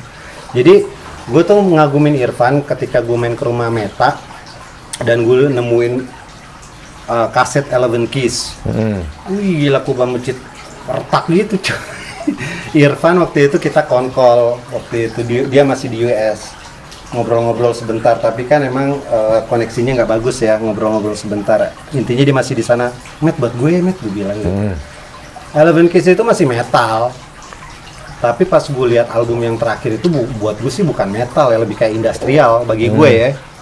Dan gue suka industrial gitu, dari dulu gue dikasih undi macem-macem gitu, dan gue emang doyan kan nyarna apa yang dikasih tahu ini, Mbak, nih ada front to front line, apa segala macem lah ya, skinny puppy gitu. Nah, gue dengerin Rotor, ini bukan metal gue bilang kan, jadi gue pengen banget nih ketemu sama nih orang. Beda waktu kita zaman-zaman sebelum dia cabut, gue dengerin lagunya emang gayanya Irfan dengan metalnya emang ya ribet, ya emang hebat kayak gitu. Tapi gue nggak doyan gitu. Eleven Keys itu pas gue cerna, ini sebenarnya he's telling something gitu. Pas dia datang, gue ngobrol sama dia. Jadi saudaranya bini gue tuh temennya dia juga. Dan gue ketemu gitu sama dia, ngobrol lah. Gue main ke rumahnya, waktu itu dia belum main musik. Van, main musik lagi Van? Enggak, dia bilang gitu. Waktu itu sebenarnya gue datang ke sana occasion gue pengen ketemu sama dia secara personal dan gue pengen dapat albumnya karena kan susah. Dan gue dikasih waktu itu albumnya. Dan ketika dia main lagi, dia kontak, ya Bang, gue main lagi, lo datang. Ya gue datang. Waktu itu di Proklamasi itu, kebetulan kan deket rumah Meta kan, gue nonton gitu. Ya lagunya waktu itu emang bukan yang kayak album yang terakhir, cuman lebih kayak yang zaman Behind the Eight Ball yang kayak ini, yang dipakai ini gitu. Nah Irfan ini pengen ketemu dengan satu orang yang gue udah pernah ketemu gitu, dan gue nggak tahu apakah dia sudah sempat ketemu apa belum. Jadi ada session dia tuh ngobrol sama gue, termasuk dulu ketika dia pengen berangkat keluar, dia pengen ke Fiji. Nah, komunitas Indonesia kan di sana dikit, KBRI-nya juga ada di Fiji. Kamu ngapain ke sini? Gue bilang. Nah, apa emang? Lu lagi kerja di sono? Iya. Ya isinya di sini jamaah tablik semua kali Van, gue bilang. Kalau mau lo ke Vanuatu aja, gue bilang gitu. Jamaah tablik. Kan kalau di Fiji itu ada India, kemudian ada localsnya Aborigin ya, kayak gitu kan. Terus ada small portion of Chinese gitu. Bule juga sangat small portion lah gitu. Dan yang gue ketemuin kalau bule-bule yang kesana emang lebih enak ke Bali. Pertama lebih deket, terus juga optionnya lebih banyak. Se-Pasifik itu nggak banyak opsi lah. Cuman lo ketemu tempat-tempat yang indah memang, karena kan sana nggak ini. Cuman maksud gue isinya tuh banyak orang India yang notabene jamaah tablik gitu. Muslim, komunitas Muslim. Muslimnya itu dari India gitu. Lo ngapain kesini? Lo liburan Pak namanya, gue bilang. Akhirnya dia ke Amerika gitu, karena pas pengen ke Vanuatu, KBRI nggak ada di sana. KBRI kita tuh baru ada di Fiji waktu itu. Tahun berapa tuh, Pak? Sebelum 2010 lah ya. Iya. Tapi waktu gue main ke rumahnya tuh tahun kapan tuh? Waktu gue ketemu tuh, yang di studio itu dia juga manggil gue. Itu bareng kok sama Meta, sama anak Pestolar, ada Ari Legowo, gue ingat waktu itu ada Arya juga. Itu pengen minta untuk ada indie klinik ya. Mencari klinik, bukan? Iya, tapi dia pengen buat indie klinik. Oke. Bilang, enggak aku nggak mau Van. Kenapa dia bilang? Iya, kayak gue pernah cerita lah. Anak metalnya ngelirik anak indie kan banyak cewek cakep ya gak? Kalau anak indie ya anak metal cakepnya kan jarang. Dia bilang, bercanda maksudnya gitu. Enggak, maksudnya waktu itu udah ada punk klinik. Kemudian ska ada nggak sih? Nggak tahu gue. Tahu ya. Pokoknya klinik-klinik itu kan ada ya waktu itu. Indie kan nggak pernah ada, karena waktu itu gua Meta itu nggak mau gitu. Ya sampai terakhir itu, walaupun gua nggak mau dukung programnya, bukan berarti kita separated, kita tetap berhubungan gitu. Kadang-kadang deh kontak gua ngobrol sesuatu, ya sebagai temen lah ngobrol kayak gitu. Ya gua merasa kehilangan lah dengan figur seorang Irfan yang buat gua tuh cara bermainnya jenius lah. Apa ya? Untuk lagu seperti itu band Indonesia ya yang gue kaguminya Rotor. Iya. Gitu. Untuk 2 album terakhir yang ada foto dia waktu kecil ya di dalamnya. Betul. Dan gue inget banget pas gue main ke rumahnya, Mbak, telepon nyokapnya Judi, gue bilang, nggak berani gue. Enggak, lo telepon. Emang lo mau telepon apa? Gue melin gue Mbak. Tapi lo kangen dan atau kehilangan dia sebagai seorang guru nggak? Dalam artian gue ngeliat dia walaupun gak kayak lu mungkin belum ketemu dia secara fisik atau langsung. Gua nggak pernah Mbak, tapi gua ikutin Facebooknya, justru gua mulai seperti kenal dia dekat dari tulisan-tulisannya saya dan Rotor. Nggak usah, dia lagi bikin tulisan tulisan kehidupannya tuh, sejarah Rotor pertamanya. Tapi di situ dia sisip-sisipin hadis-hadis dan ayat Mbak. Oh, gue nggak punya Facebook ya, gue nggak tahu. Itu keren banget Mbak. Konten itu gue ngefans banget. Makanya gue udah ngefans sama Rotor. Tapi gue makin ngefans sama dari situ. Gue ngeliat dia kayak guru besar, di mana gue dalam artian gue bisa belajar sesuatu dari hidupnya ya. Dia itu ngejalanin konteksnya perjalanan Rotor itu disisip-sisipin sama ayat-ayat Quran, di mana dia ngebenerin, dia nyadar gue tuh salahnya begini karena di Al-Quran udah kayak begini.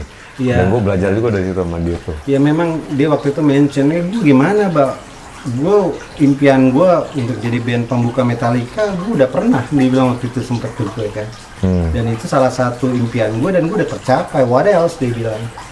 Ya, I don't know, gue juga pengen lihat lo main gitu. Karena waktu itu gue inget di poster ketika dia lagi rilis album, gue berharap dia bawain lagunya, dia bawa lagu Slayer lagi. Gue kan kagak ngerti gitu. Iya. Ya, tahu sih gue sisanya dia habis, cuman kan oke, Slayer. Gue berharap kan, ya dia tuh main sama maunya dia sih menurut gue kayak gitu.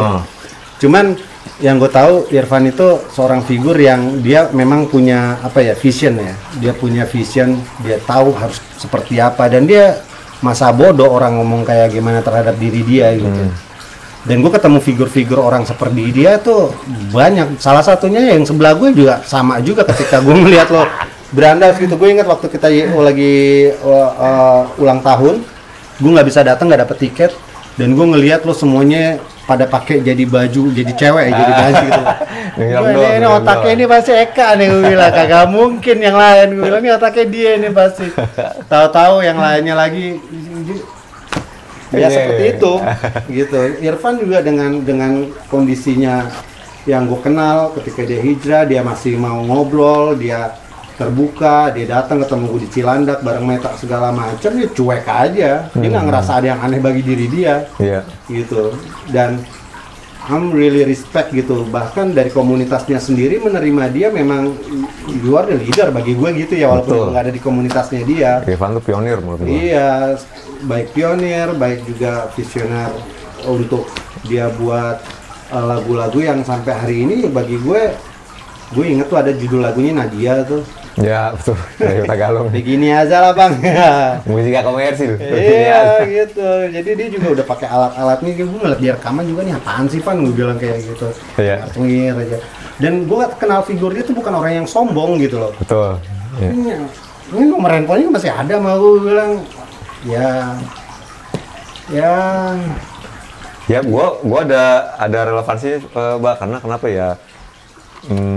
Gue juga lagi belajar agama. Gue nggak bisa ini lagi, maksudnya gue bertambahnya umur, walaupun buat orang mungkin nggak relevan, tapi ya buat gue ya ini gue yang gue lagi lakuin sekarang gitu, pendalaman kayak gitu kan, walaupun nggak sempurna, dan gue bisa ngerasain apa yang dilaluin gitu. Karena kenapa di banyak interview dia ditanya gitu, bang kok lu balik lagi ke musik gitu, padahal lu udah ditinggalin. Dan yang gue suka adalah dia bilang begini, ya kenapa emang ya, kenapa nggak boleh gue balik lagi dulu gitu. Gue dulu sengaja nggak gue balik lagi ke musik karena gue ngerasa iman gue belum kuat, dia bilang.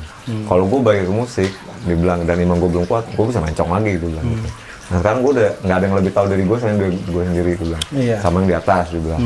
Jadi gue tahu nih kalau gue balik lagi untuk ngehidupin gue, ngenafkahin gue lagi, dia bilang gitu. Itu gue bisa udah ngerti, udah lurus, udah apa namanya, udah istiqomah, dan gue nggak tahu, mudah-mudahan nggak bakalan itu lagi. Dan gue bisa relate itu ke dia, kayak gitu. Dalam artian ya kita semua dalam proses ya, yang terminologi hijrah itu kan proses, Bay. Iya. Bukan setuju.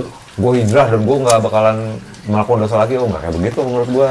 Ya, gitu kan. Intinya kan semua orangnya pasti ya punya setannya masing-masing, ya nggak? Benar. Cuman kalau untuk berusaha jadi someone better than yesterday kan itu keinginan semua orang. Iya. Jadi gue tanya sama lo, kenapa orang backpacker? Itu dia pengen lihat sesuatu yang di luar dia yang dia nggak tahu. Dan sebenarnya itu udah ada disiapkan. Dan dogma-dogma spiritual itu ketika lo nggak tahu bridgingnya, that is just dogma gitu kan. Lo ngapain ngelakuin kayak gini, keyakinan yang kita tahu gitu tanpa kita mengerti, dan ketika kita mengerti, well, emang kayak gini gitu kan. Jadi buat gue there's nothing yang has to be changed sih gitu loh. Dan gue ngelihat seorang Irfan, ya gue kenal dia, temennya dia yang jalan gue juga kenal gitu. Jadi dimana gue sebutin gitu, gue ketemu sama orang-orangnya, gue nongkrong aja gitu dengan apapun yang gue pakai gitu kan. Kayak waktu itu gue benerin mobil Kemayoran, dia kalau tablik itu kan kakinya panjang-panjang ya, ada yang dari Indonesia Timur, siri dong, gue minta siri, dibuatin siri sama mereka, ngobrol segala macam. Kenal Irfan? Oh iya kenal bang, gini-gini, terkenal juga dia. Gokil gue bilang kan. Ya jadi maksud gue punya bekas lah, punya track, dan itu dia pilih karena memang that's the way I am gitu. Dan teman-teman di luar sana yang nonton ini juga everybody does dengan apapun yang mereka lakukan. Intinya mereka akan mencari something yang lebih comfort bagi diri dia. Bener gak sih? Iya. Lo ngapain kayak misalnya, oke, lo berkarir, ngapain cari makan, oke, tapi kan ujung-ujungnya supaya lo nggak nyusahin orang kan, ya. Jadi kalau lo punya duit, lo bisa melakukan hal ini, hal itu tanpa lo nyusahin orang. Dan ketika gue pengen dong, gue ke Eropa, gue pengen lihat ini, that's normal gitu. Dan di sana lo lihat sesuatu yang indah yang lo nggak punya di Jakarta kayak gitu. Nah, kalau perjalanan Bang Irfan ini, dia melakukan ini dengan hal yang mungkin dibilang orang spiritual. Kalau gue kan backpacker nih, ya gitu. Kalau lo juga ke Australia, lo juga akan menggali dia tuh terminologi apa yang lo lagi pengen dalemin, misalnya art atau apapun, dan lo akan menemukan hal itu gitu. Dan ketika lo baca ya buku-bukunya itu dijelasin. Ini salah satu contohnya, ketika lo mendalami satu ilmu, ya, dan lo jalanin, itu akan dibukakan 1/10 dari ilmu yang lo nggak tahu di situ. Jadi kalau orang bisnis bilang, wah dia ini orang ini punya intuisi bisnis, karena dia udah jalan itu udah sangat lama. Jadi gue nggak heran kayak misalnya, ini gue bukannya praise Eka ya sebagai tahun gue, cuman di kompilasi YO gue suka banget sama Ziggy Zaga gitu. Gue dengerin lagunya, wah anjrit gue bilang, ayo itu gue suka, gue bilang, ini keren gue bilang. Jadi lo bisa buat lagu kayak gitu karena itu jalan lo yang sekian lama lo rangkum. Orang kan tinggal enak dengernya doang. Bener gak sih? Makanya lo bilang yang kita dengar cuma 1/10 dari apa yang terlihat di permukaan gitu. Nah, iya, jadi yang kedua nih ya, kalau lo emang suka musik, lo nggak bakal gue bilang lo bisa dapetin itu musik kalau lo cuma dengerin MP3 gitu. Gue nggak bilang ini platform apa segala macam, tapi lo suka sama artisnya, lo cari CD-nya, karena itu banyak frekuensi yang kebuang gitu loh. Bener gak sih? Iya. Nah ini gue gerak-gerak dikit karena kalau ini otak kita nih kan kita punya ini jadi lebar kemana-mana kan? Nggak apa-apa. Ini kan kayak yang lo mau omongin tadi kan, which is frekuensi. Frekuensi adalah kayak keterkoneksian antara kalau kita ngomongin musik si pembuat dan si pendengarnya gitu kan? Ya jadi ada pesan. Yang jelas kalau musik-musik kayak gini kita musik-musik karakter. Suaranya enak nggak enak. Cuman lo pasti pengen lagi lihat nih orang ngapain aja. Jadi gue bisa bilang teman-teman kita itu punya karakter. Iya nggak sih? Kalau terminologi enak dulu ya, yang gue benci banget dari industri musik Indonesia itu. Oke, lo harus bahasa Indonesia, lirik lo harus jelas, kemudian diatur lah radio edit. Sekarang udah nggak ada kayak gitu. Iya nggak? Iya, udah. Sekarang udah bebas. lebih bebas. Dan dulu ketika kita ngarang awal-awal, oke, lo jago dengan lagu barat, coba lo lagu Indonesia, pasti lo kater di awalnya karena nggak terbiasa. Nah ketika lo udah biasa kayak gitu kan, ya ini bisa, dan everyone sekarang dengan mudah dengan software segala macam bisa. Nah kalau kembali terhadap message music itu sendiri, gue juga lagi suka nih karena gue sangat surprise kayak yang namanya labelnya Dr. Iet. Dia bilang dokter karena dia emang ngedalamin masalah frekuensi. Gitaris gue si Angga, dia kan juga engineer, dia ngedalamin frekuensi. Jadi gue bilangin sama lo, kayak Pestol Air itu format lagunya itu jarang yang sempurna. Ya gue punya studio, gue bisa dong buat itu sempurna, tapi emang nggak pernah gue buatin itu sempurna. Jadi nanti orang lihat, ini kok begini sih? Nah bagi gue itu artnya itu berjalan di situ. Itu satu. Yang kedua, itu kita nyeting. Contoh, kalau lo punya down tempo atau segala macam, nih orang-orang yang abang-abang di luar sana nih, senior-senior pasti lebih paham lah ya. Lo cari 4-3-2 misalnya musik tuh yang bisa untuk healing apa segala macam, positif apa istilahnya, frekuensi segala macam lah, itu ada. Jadi dari otak ini ada yang namanya frekuensi delta, gamma, alpha. Contoh gini deh, rasional nih, kita di lift nih, liftnya mogok, mati tengah-tengah. Satu orang panik pasti semuanya panik. Betul, claustrophobic misalnya. Itu kalau kayak tadi kita cerita, kalau di Amerika itu orang itu lagi ada coba di apa namanya pakai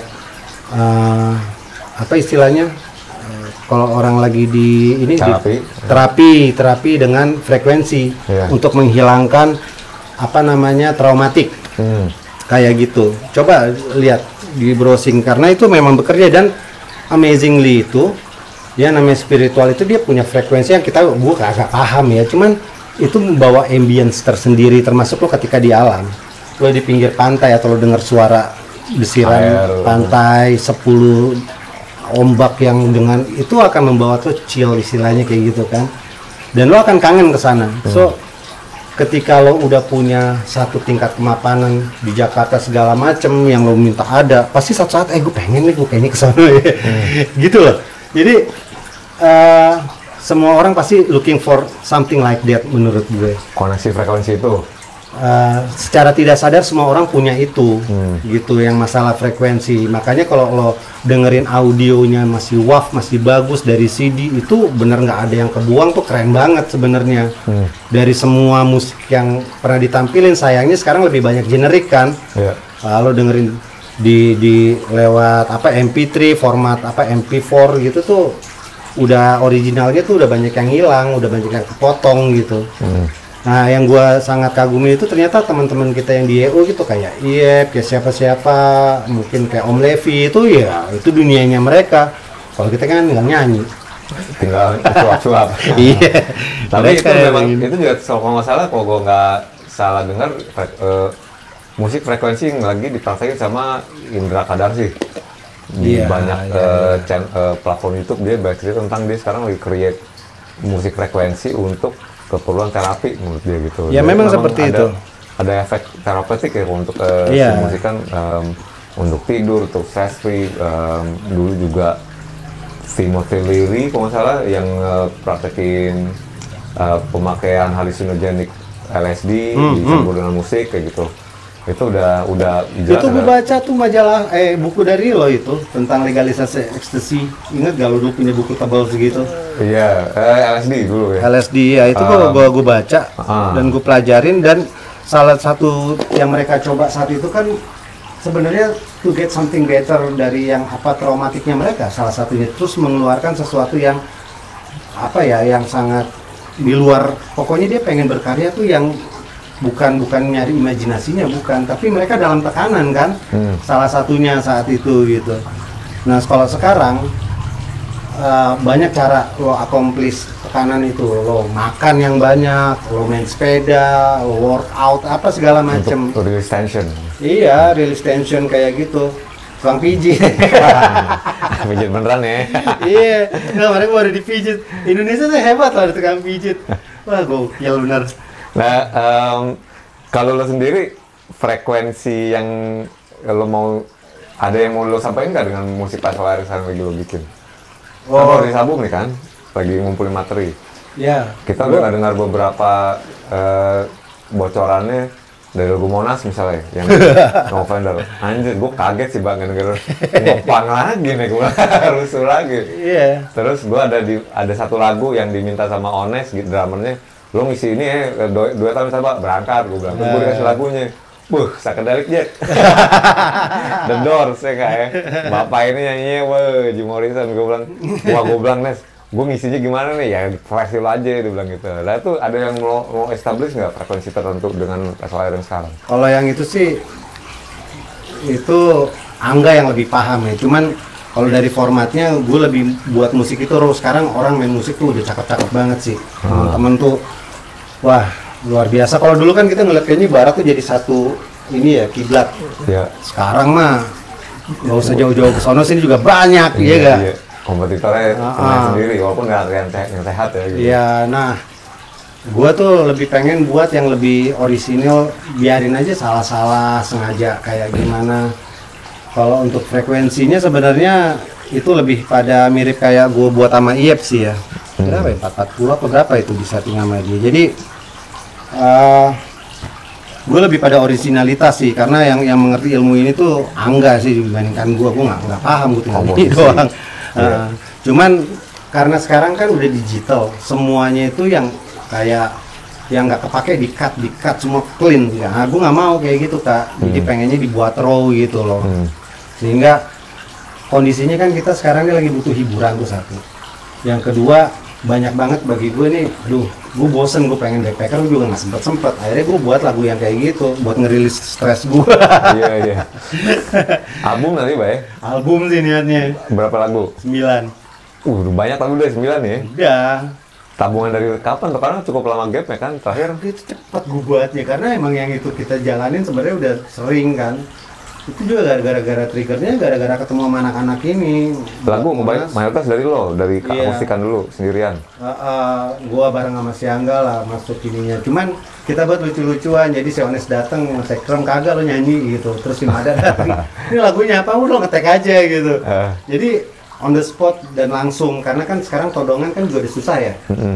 Lo buat lo juga ketika lo jadiin kayak kemarin tuh Monas itu dibuat love malah jadi rapi, gue malah nggak doyan gitu. Gue lebih suka MP3-nya yang rusak kayak gitu. Iya. Nah, Capek banget kan, bagus-bagus banget dengerinnya. Mendingan nyari yang hancur sekali, yang aneh gitu ya. Iya. Gue ngatain gue hancur. Kagak. Emang hancur soalnya. Nah, kalau dibilang musik gue yang nanti keluar itu bagus sih gue bingung.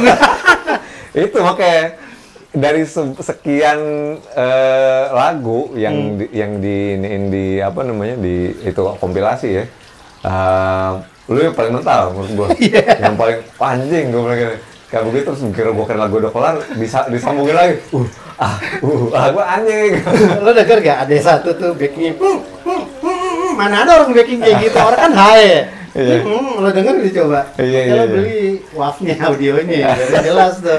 Itu bukan bagi hancur, maksud gue lo deliberately ngesabotase sound nih menurut gue. Emang. Biar beda gue bilang. Nah ini yang menurut gue yang udah jarang di. Gue kasih tahu ya, di Monas itu gue pakai ini, tahu nggak lo, botol aqua, dung dung itu buat dia sember. Iya. Suara-suaranya. Terus kita ngambil itu, ada orang ribut di pasar, gue tekin aja, gue ambil itu jadi back sound-nya. Iya emang? Iya. Ya ini pendekatan atau approach unorthodox itu lah ya yang mesti di ini ya. Banyak di keseharian kita tuh yang menarik dan terlewatkan gitu. Dan ketika lo capture, sedangkan orang kan terima jadi. Lo bawa ke dalam sesuatu, gue ingat ada satu, gue nggak tahu ya di dalam bentuk seni. Jadi gue dulu punya klien, dia suka punya patung, bukan yang cakep kayak gitu, tapi misalnya lagi abis ketusuk paku terus begini, nah itu diambil. Nah itu posenya. Kayak orang lagi kaget, nah lo ambil tuh. Iya. Nah hal-hal yang kayak gitu tuh menarik, sedangkan si otak sendiri ini bisa ngilangin traumatik. Misalnya lo pengen tabrakan, pas tabrakan itu kita sering hilang karena memang dihapus. Iya. Gitu. Momentumnya. Apa namanya, kesalahan yang apa istilahnya, beautiful mistakes apa ya, lupa. Iya, pokoknya ini complicated banget kan ya kita as a human gitu kan. Kalau Marilyn Manson bilang beautiful people dalam konotasi yang berbeda ini ya. Kalau gua maksudnya memang kalau lo utak-utik, ya lo bayangin. Lo tahu gak di kuping itu ada pasir? Pernah gue baca deh kalau nggak salah. Ada satu orang itu pasirnya geser. Terus? Lo tau terapinya gimana? Gimana?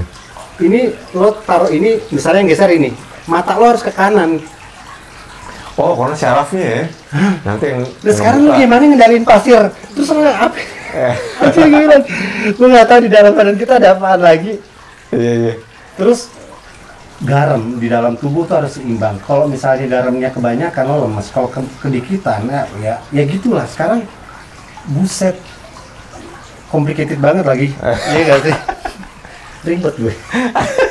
Hanya dari musik bisa garam nih dulu nih. Cuma ini album yang keberapa, Bas? Setelah terakhir tuh tahun berapa ya? 2012 gue buat antologi dan B-side. Nah B-side itu sengaja tuh yang hancurin gue keluarin. Yang masih demo-demo gitu ya? Ya. Orang kan bakal mikir apaan sih? Justru itu yang kalau gue mau keluarin. Iya. Lo dari semua personal orisinil, tinggal lo nih sebenarnya yang ngebawa bendera Pasal Air. Which is dimana lo ngerekrut Ones mah udah sobat lama lu ya, sobat kita lah. Iya. Dari SMA dulu gitu kan. Sobat besar. Betul. Ones membawa adiknya si Angga sebagai gitaris, itu si Naturally diajak lah. Mada anak baru. Ada misi tertentu nggak sih, Bang? Maksudnya lo dengan terus ngebawa nama Pasal Air ini untuk hidup terus? Gue sih tujuannya emang waktu masih bisa ada kemampuan ya berkarya lah. Ini outlet berkarya lu nih salah satu. Iya, maksudnya orang doyan apa kagak ya biarin aja lah. Cuman maksudnya ketika lo punya passion di sana, lo punya kesempatan ya why not, ya kan? Karena sayang banget kalau momen-momen itu terlewatkan gitu. Kemudian gue ngerasa gue nggak punya message yang negatif di dalam, walaupun itu dalam bentuk punk. Karena salah satunya juga ketika gue denger kita dulu tuh di Pesoler suka UK punk. UK punk itu lagu-lagunya tuh nada-nadanya beda kayak punk hardcore kan, yang exploited dan jujang. Nah, ini lebih mungkin ya folktales Inggris yang lebih jadi kayak lagu anak-anak gitu. Ya lo kayak dengerin lagu anak-anak dihancurin tuh sebenarnya kayak mirip kayak lagu UK punk.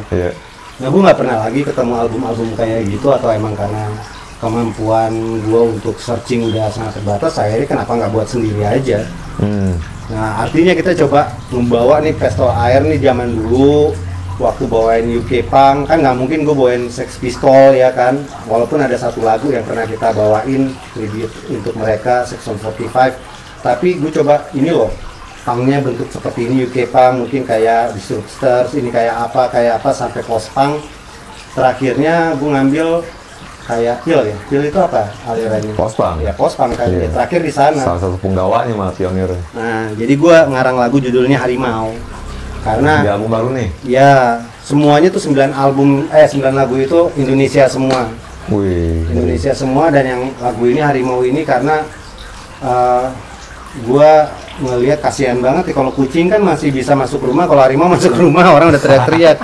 Dia di alamnya dia susah ya gak? Iya. Udah gitu eksploitasi sekarang segala macem, ya belain harimau lah sesekali. Ya enggak? Dan funny things-nya gue nggak tahu, ada finding kalau ada harimau mungkin situ ada mineral yang bagus gitu. Mineral yang bagus maksudnya? Ya mungkin emas, mungkin apa yang berharga kayak gitu. Di tempat tinggal si harimau tuh ya? Katanya sih gitu, di habitatnya gitu. Tapi paling nggak kalau gue nggak ngerti masalah gitu lah. Gue cuma lihat ini kucing besar ini kan kasihan gitu kan, udah tempatnya banyak diambilin, hidupnya terbatas kayak gitu. Ayo buatin tentang harimau bilang kayak gitu. Jadi ya lanjut lagi diskusi kita sama Ade Taba, dan pas lagi offline tadi off air dengerin materinya Pistol Air, anjing sih. Lu mesti dengerin nanti ya, lu mesti dengerin pokoknya. Itu campur aduk, gado-gado, dan kalau ngomongin punk, ini album ngepunk. Tapi bukan dengan punk dalam artian harafiah literal kayak punk rock jadi kayak gitu ya. Punk dalam artian fuck off, fuck you. Fuck you aturan, fuck you rule, gue bikin musik gue sendiri. Nah ini, taruh dengerin.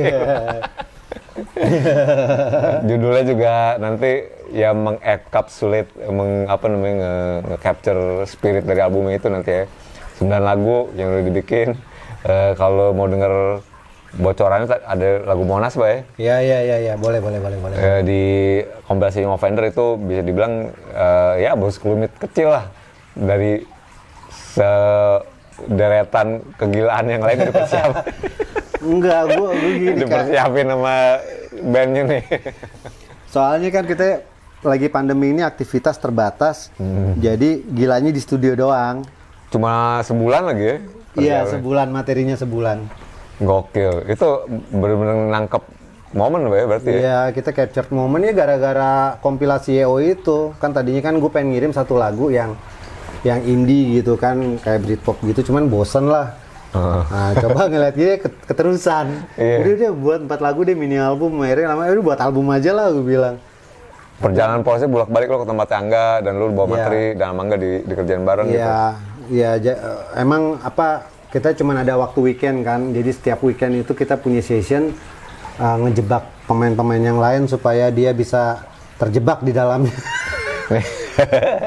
Pokoknya datang ada tempat todong gitu ya. Iya. Termasuk yang ini gue todong nanti buat salah satu lagunya. Tungguin insya Allah. Tapi udah berapa persen nih Mbak nanti materi untuk sampai sekarang? Mixing itu kurang lebih mungkin sekitar 30%, karena gue juga ada bilang sih nggak usah kelamaan kayak gitu. Tapi lagu mah udah jadi lah ya? Udah jadi, iya. Tinggal partikel kecil-kecil kayak maksudnya kayak additional vokal gue nanti kalau jadi ya kayak gitu. Soalnya bapak ini kan sibuk banget, jadi susah nyari waktunya. Udah rokok mulu gini. Sama honest kali tuh ya kita nyambungnya ya. Iya, honest Tapi- lah itu. Nah, tapi udah mungkin bisa dibilang 70% rampung kali ya, tinggal Ya. tinggal mau 70%. Kalau konsep albumnya tuh udah lumayan mateng lah ya. Iya. Tapi memang kayak dulu nih, gue pengen buatnya juga mungkin limited. Jadi gue berharap lo juga dapat audionya yang masih bener di CD atau apapun bentuknya yang nanti kita bisa. Karena ini dari dulu sampai sekarang Pesolahir itu ya sendiri gitu kan, berusaha semuanya sendiri. Gitu. Jadi kalau ada salah ya salah sendiri, senang sendiri, rugi-rugi sendiri gitu. Nggak ada yang lain di ini. modal sendiri. Modal sendiri, senang sendiri gitu lah. Tadi juga udah ceritain konsep albumnya nanti pas perilisannya fisiknya wah hancur juga tuh. bentuknya gimana aneh tuh. Terus sama ada CD juga tapi ya. Iya. Tapi kita doain insya Allah lancar Bay nanti sampai rilisnya. Iya. Gue pengen nanya ini mungkin nih beberapa pertanyaan terakhir nih Mbak. Outlet Iya. berkreasi lo untuk sekarang masih di Pesolahir aja apa kerja masih di landscape? Gua kerja masih di landscape. Terus kalau untuk buat musik memang cuma di Pesolahir terminalnya. Kalau kolaborasi kayak Dokter Iep kayak gitu ke teman-teman yang lain ya paling cuman ya gitu-gitulah ya. Collab sama teman-teman kayak gitu Iya, ya. collab sama teman-teman ya. Sorry Mbak, ada episode lu di mana lu lama tinggal di Fiji ya? Tahun berapa? 8 tahun nggak salah ya? Enggak sampai 8 tahun. Waktu itu ada berapa tahun ya? Hampir 4 tahun kalau nggak salah. 4 tahun? Hampir 4 tahun. 2010 ya? Terakhir 2010 gue balik itu dari gue rilis tribute, nggak lama gue keluar. Ke Fiji nih? Tribute for You 2006, terus gue balik 2010. 4 tahun di Fiji? Cuman gue tiap 3 bulan tuh gue balik ke Indonesia dan gue stay di Bali tuh seminggu 2 minggu. Nah di sana gue deket tuh Kak sama anak-anak Navikula. Terus Robi ya, juga. dan ada anak YO juga, Andi Mumun di sana. Dia kan dulu kan punya distro juga bareng Jimmy Pistop tuh dulu di sana dia. Dan lucu juga, emang anak-anak dasarnya kayak gitu ya otaknya. Jadi Mumun itu dulu di sana sama teman-temannya buat ini komunitas Vespa. Oke. Ya, bareng sama Raja Seminyak. Ini oh ya ini salah satu apa istilahnya potensi pariwisata. Nyari Vespa di Bali susah nggak tuh ya? Oh iya, jadi dia bawa teman-teman kamu. Dicerita mungkin ada bangsa hampir 100 Vespa apa gimana gitu, makan di mana, terus tur bareng-bareng. Kayak gitu tuh. Seru. Iya. Sempet juga gue buat klip dulu di sana, dibantuin sama Navikula. Terus Ke Pesolahir? ya yang judulnya Ana, cuman gue udah lihat tuh nggak tahu tuh si Mumun juga yang punya ininya. Nggak tahu ya di mana tuh. Hasilnya belum keluar juga?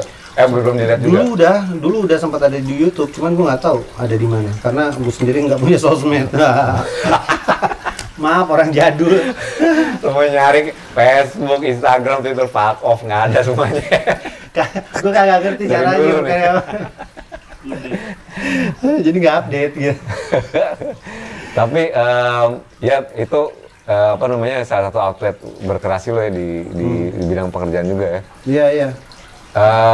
Tapi emang ada ketertarikan sama tanaman dan ya kok gue liat lu ada ketertarikan sama alam juga Pak ya? Iya, dulu makanya dulu tuh backpacker itu emang naik-naik gunung kerjaannya gitu, masuk-masuk hutan, naik gunung ke sawah. Nah sekarang lebih gila lagi nih Kak, plan enthusiasm orang-orang satu daun berapa juta lah. Iya benar. Gitu. Iya. Anak-anak hipster sekarang lagi pada doyan tanaman. Nah itu hubungin bini gue, jangan hubungin gue, karena bini gue nggak bakal lepas. lagi main tanaman juga. Kalau gue barang-barang gue yang gue koleksin tuh yang asli Indonesia, bukan yang kan ini mendunia sih dari Amerika, Inggris segala macem tuh. Barang koleksi asli maksudnya tanamannya? Nah, gue ngambil tuh yang belum ada ID-nya yang dari Indonesia. Jadi nama botanikalnya belum ada, itu koleksi gue kayak gitu tuh. Oh iya? Jadi kalau gue masuk ke hutan mana gitu kan. Philanthropus erectus gitu Ya, belum gitulah. ada namanya tuh. Iya gitu ya, gue suka tuh melestarikan itu karena sometimes di habitatnya tuh dia kayak cuman, gue nggak ngerusak sih, maksudnya gue pasti cuman ngambil sedikit yang gue coba preserve kayak gitu. Memang kalau yang kebanyakan sekarang kan udah ada yang dari Peru masuk ke Indonesia, dari Indonesia keluar segala macam. Ini terakhir itu ditemukan di Bali, itu ada yang namanya Hanoman, tanamannya itu Kak. Itu ditawar sama orang Jepang 50 juta. sama dia nggak dikasih. Buset, Iya. testimoni apa tuh? Jadi dia bilang gue nggak mau ini orang Jepang duluan nih yang mendevelop, gue pengen adanya di Indonesia duluan. Jadi mirip kayak kita dulu koleksi kaset zaman dulu. Oh, Iya. angka-angkaan nih. Dan it's not all about the money kan gitu. Maksud gue gila loh 50 juta kan lumayan loh ya kan. Dia nggak peduli masalah itu, biarin aja gue punya duit 50 juta. Iya. Karena dia temukan nggak sengaja di hutan Bali. Dan sekarang itu bukan tentang bunga yang bagus, itu karakter daun. Dan gue juga kaget gitu orang sampai meneliti nama botanicalnya, detail-detailnya. Wah gokil lah gue bilang, nggak kayak dulu. Kalau bukan dulu kan, ya gue arsitek jadi kan masa ruang ya. Iya. Kalau sekarang kan tinggal satu karakter tanaman yang dia liatin. Gue juga bingung kayak gimana. bisa satu nomor bisa jutaan gitu ya harganya ya. Puluhan juta kak. Iya. Kemarin itu pasar minggu 2 daun itu berapa ini? 60 juta. Kaget kalau kan lu itu udah istilahnya udah pegangan lu zaman dulu terus tiba-tiba sekarang apa emang dari dulu emang ada kelas tanaman yang mahal dan murah ya? Dari dulu memang kayak gitu tapi nggak setelah ini gara-gara internet juga kan ya, jadi everybody can have the same opportunities kan. The same changes perubahannya tuh rame-rame lah. Kalau lo doyan sesuatu, lo doyan musik, lo pengen dengerin apa, lo cari juga sering ketemu kan, gampang gitu. Nggak kayak gitu dulu, lo harus kemana, lo cari kemana kayak gitu. Iya. Nah ini kaget lah ya, kaget, tapi gue ngelihat juga ini bukan yang besok bakal hilang. Memang ada beberapa yang bakal normal karena speed of growth tanaman kan beda-beda. Itu ada yang cuma 1 tahun cuman daunnya 2 biji gitu. Jadi very slow. Yang lo bayar itu karena waktunya sebenarnya. Iya. Dan itu akan jadi pride lo, gue punya ini dong kayak gitu. Keistimewaan yang lo punya Tuh Levi tuh. Main tanaman juga? Wah, si Levi tuh di kamarnya kan nggak ditaruh di bawah sama dia. Iya. Lev, nanti Lev, gue ke rumah lo Lev ya. Iya, ngambek gitu. Pokoknya bisnis yang sekarang nih, pertama cupang, kedua tanaman. Ya kan? Cupang. Iya tuh lagi. Cupang sawah kan mahal lagi kan? Oh, udah macam-macam, Mbak. Iya. Si Buluk tuh, Buluk, Firman, lagi pada. Buluk ngadu cupang lo ke. Dosa lo. Nah, lu bilang tadi arus informasi atau knowledge lah ya, yang udah terdemokratisasi. Ya, maksudnya semua orang udah pada tahu gitu kan. Iya, benar. Tapi sekarang gue ngelihat kayak modus operandi lo, apalagi setelah gue dengar mati-mati pesau air, itu lo emang beda sendiri, Mbak. Kayak lo ngaco sendiri deh. Itu lo bisa ngasih tahu nggak ke anak-anak atau teman-teman yang lebih muda gitu? Gimana supaya lo stand out dengan keinian lo sendiri, keistimewaan lo sendiri? Jadi kalau menurut gua pasti setiap orang kan punya jati diri masing-masing, dan itu adalah hal yang kebiasaan bagi semua orang untuk ngelihat idolnya siapa. Itu yang pertama kan. Cuman one day gitu lu juga harus punya atau decide untuk gue harusnya bisa begini, dan itu bukannya nggak mungkin dengan kemudahan sekarang gitu. Either lo di gambar, either lo di musik segala macam. Nah kalau bicara musik, gue tuh udah capek ngelihat ini musik harus seperti ini loh, rapinya harus kayak gini, kayak gitu. Jadi kalau ada standar quality-nya gitu. Nah emang itu dibenarkan lah ya. Tapi kalau gue nggak mau bener kan nggak apa-apa. Nggak apa-apa, Mbak. Nggak apa-apa. Nggak ada yang ngelarang. Iya, gitu nggak ngelarang gitu kan. Maksud gue kayak dulu lo harus lagu yang bisa dingertiin orang. Tapi kalau lo pengen nulis sajak di lagu lo kan nggak apa-apa juga. Iya. Iwan Fals kayak gitu tuh, oke-oke aja. Iya. Iya kan. Jadi lo harus berani aja lah. Mau dibilang orang cupu apa kagak ya masa bodoh, yang penting ya gue udah nyoba. Ini yang bagus dari gue gitu. Kalau yang sepakat, seni itu kan nggak ada yang sempurna lah ya. Kalau lo doyan artinya kita otaknya mirip nih miringnya. Sepakatnya kayak gitu coy. Iya. Gitu. Tapi ada beberapa nomor di PSOL yang mengembalikan konsep punk rocknya itu.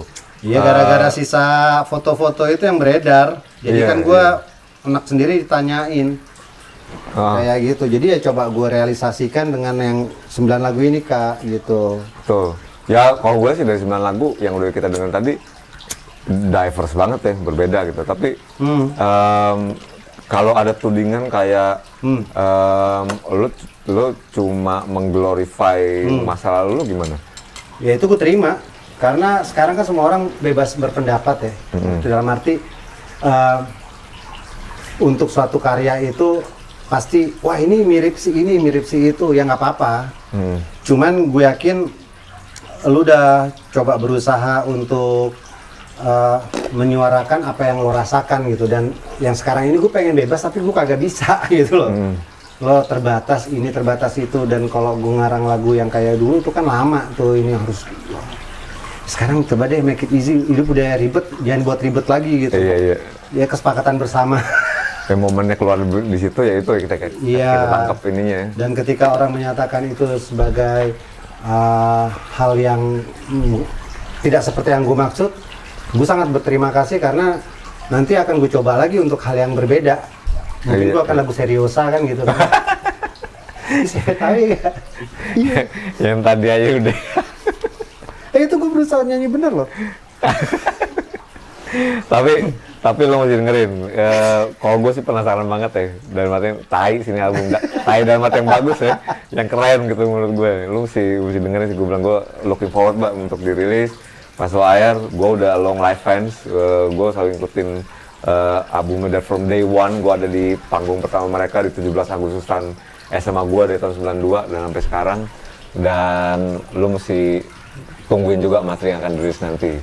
Ya kalau bisa nanti gue kemungkinan cuman jual di satu tempat, gue belum tahu di mana, dan CD-nya limited.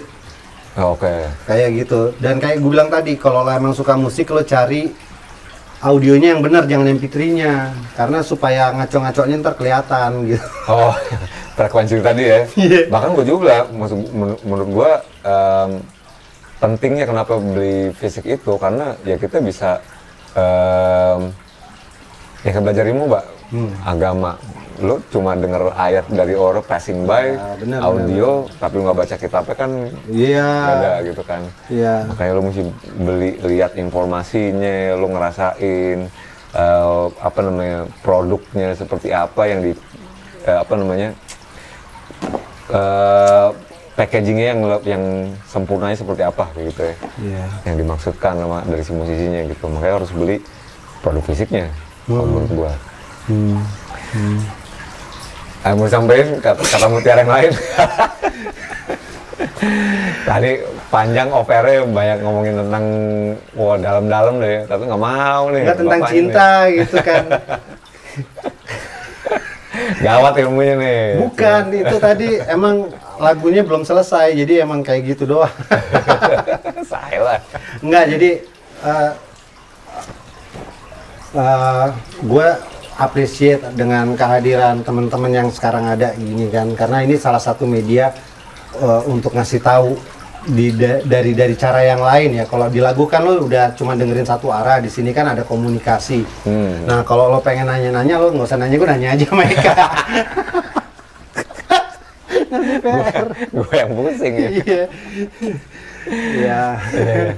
Jadi kalau gitu teman-teman Discaster, intinya lo harus support musik dan band lokal, beli produk fisik ya. Mungkin udah kayak pepatah usang dan klise, tapi ya emang itu yang memperpanjang umur kita, memperpanjang umur kayak band kayak PSOL bisa bertahan sampai sekarang dari tahun 92 kayak gitu. Dan juga harus dengerin nanti rilisannya seperti apa. Lu udah tadi dengerin obrolan kita, ngedenger gimana isi kepalanya, itu ntar terangkum lah di lagu-lagunya nanti nih. Kayak gimana nanti nih. Mbak, thank you banget udah menyempatkan diri, ngasih peluang waktu buat discuss. Terima kasih. Insya Allah sukses nanti dan juga lancar sampai juga untuk discuss buat albumnya. Amin ya alamin. Terima kasih untuk Discaster. Kita ketemu lagi di episode berikut. Assalamualaikum warahmatullahi wabarakatuh.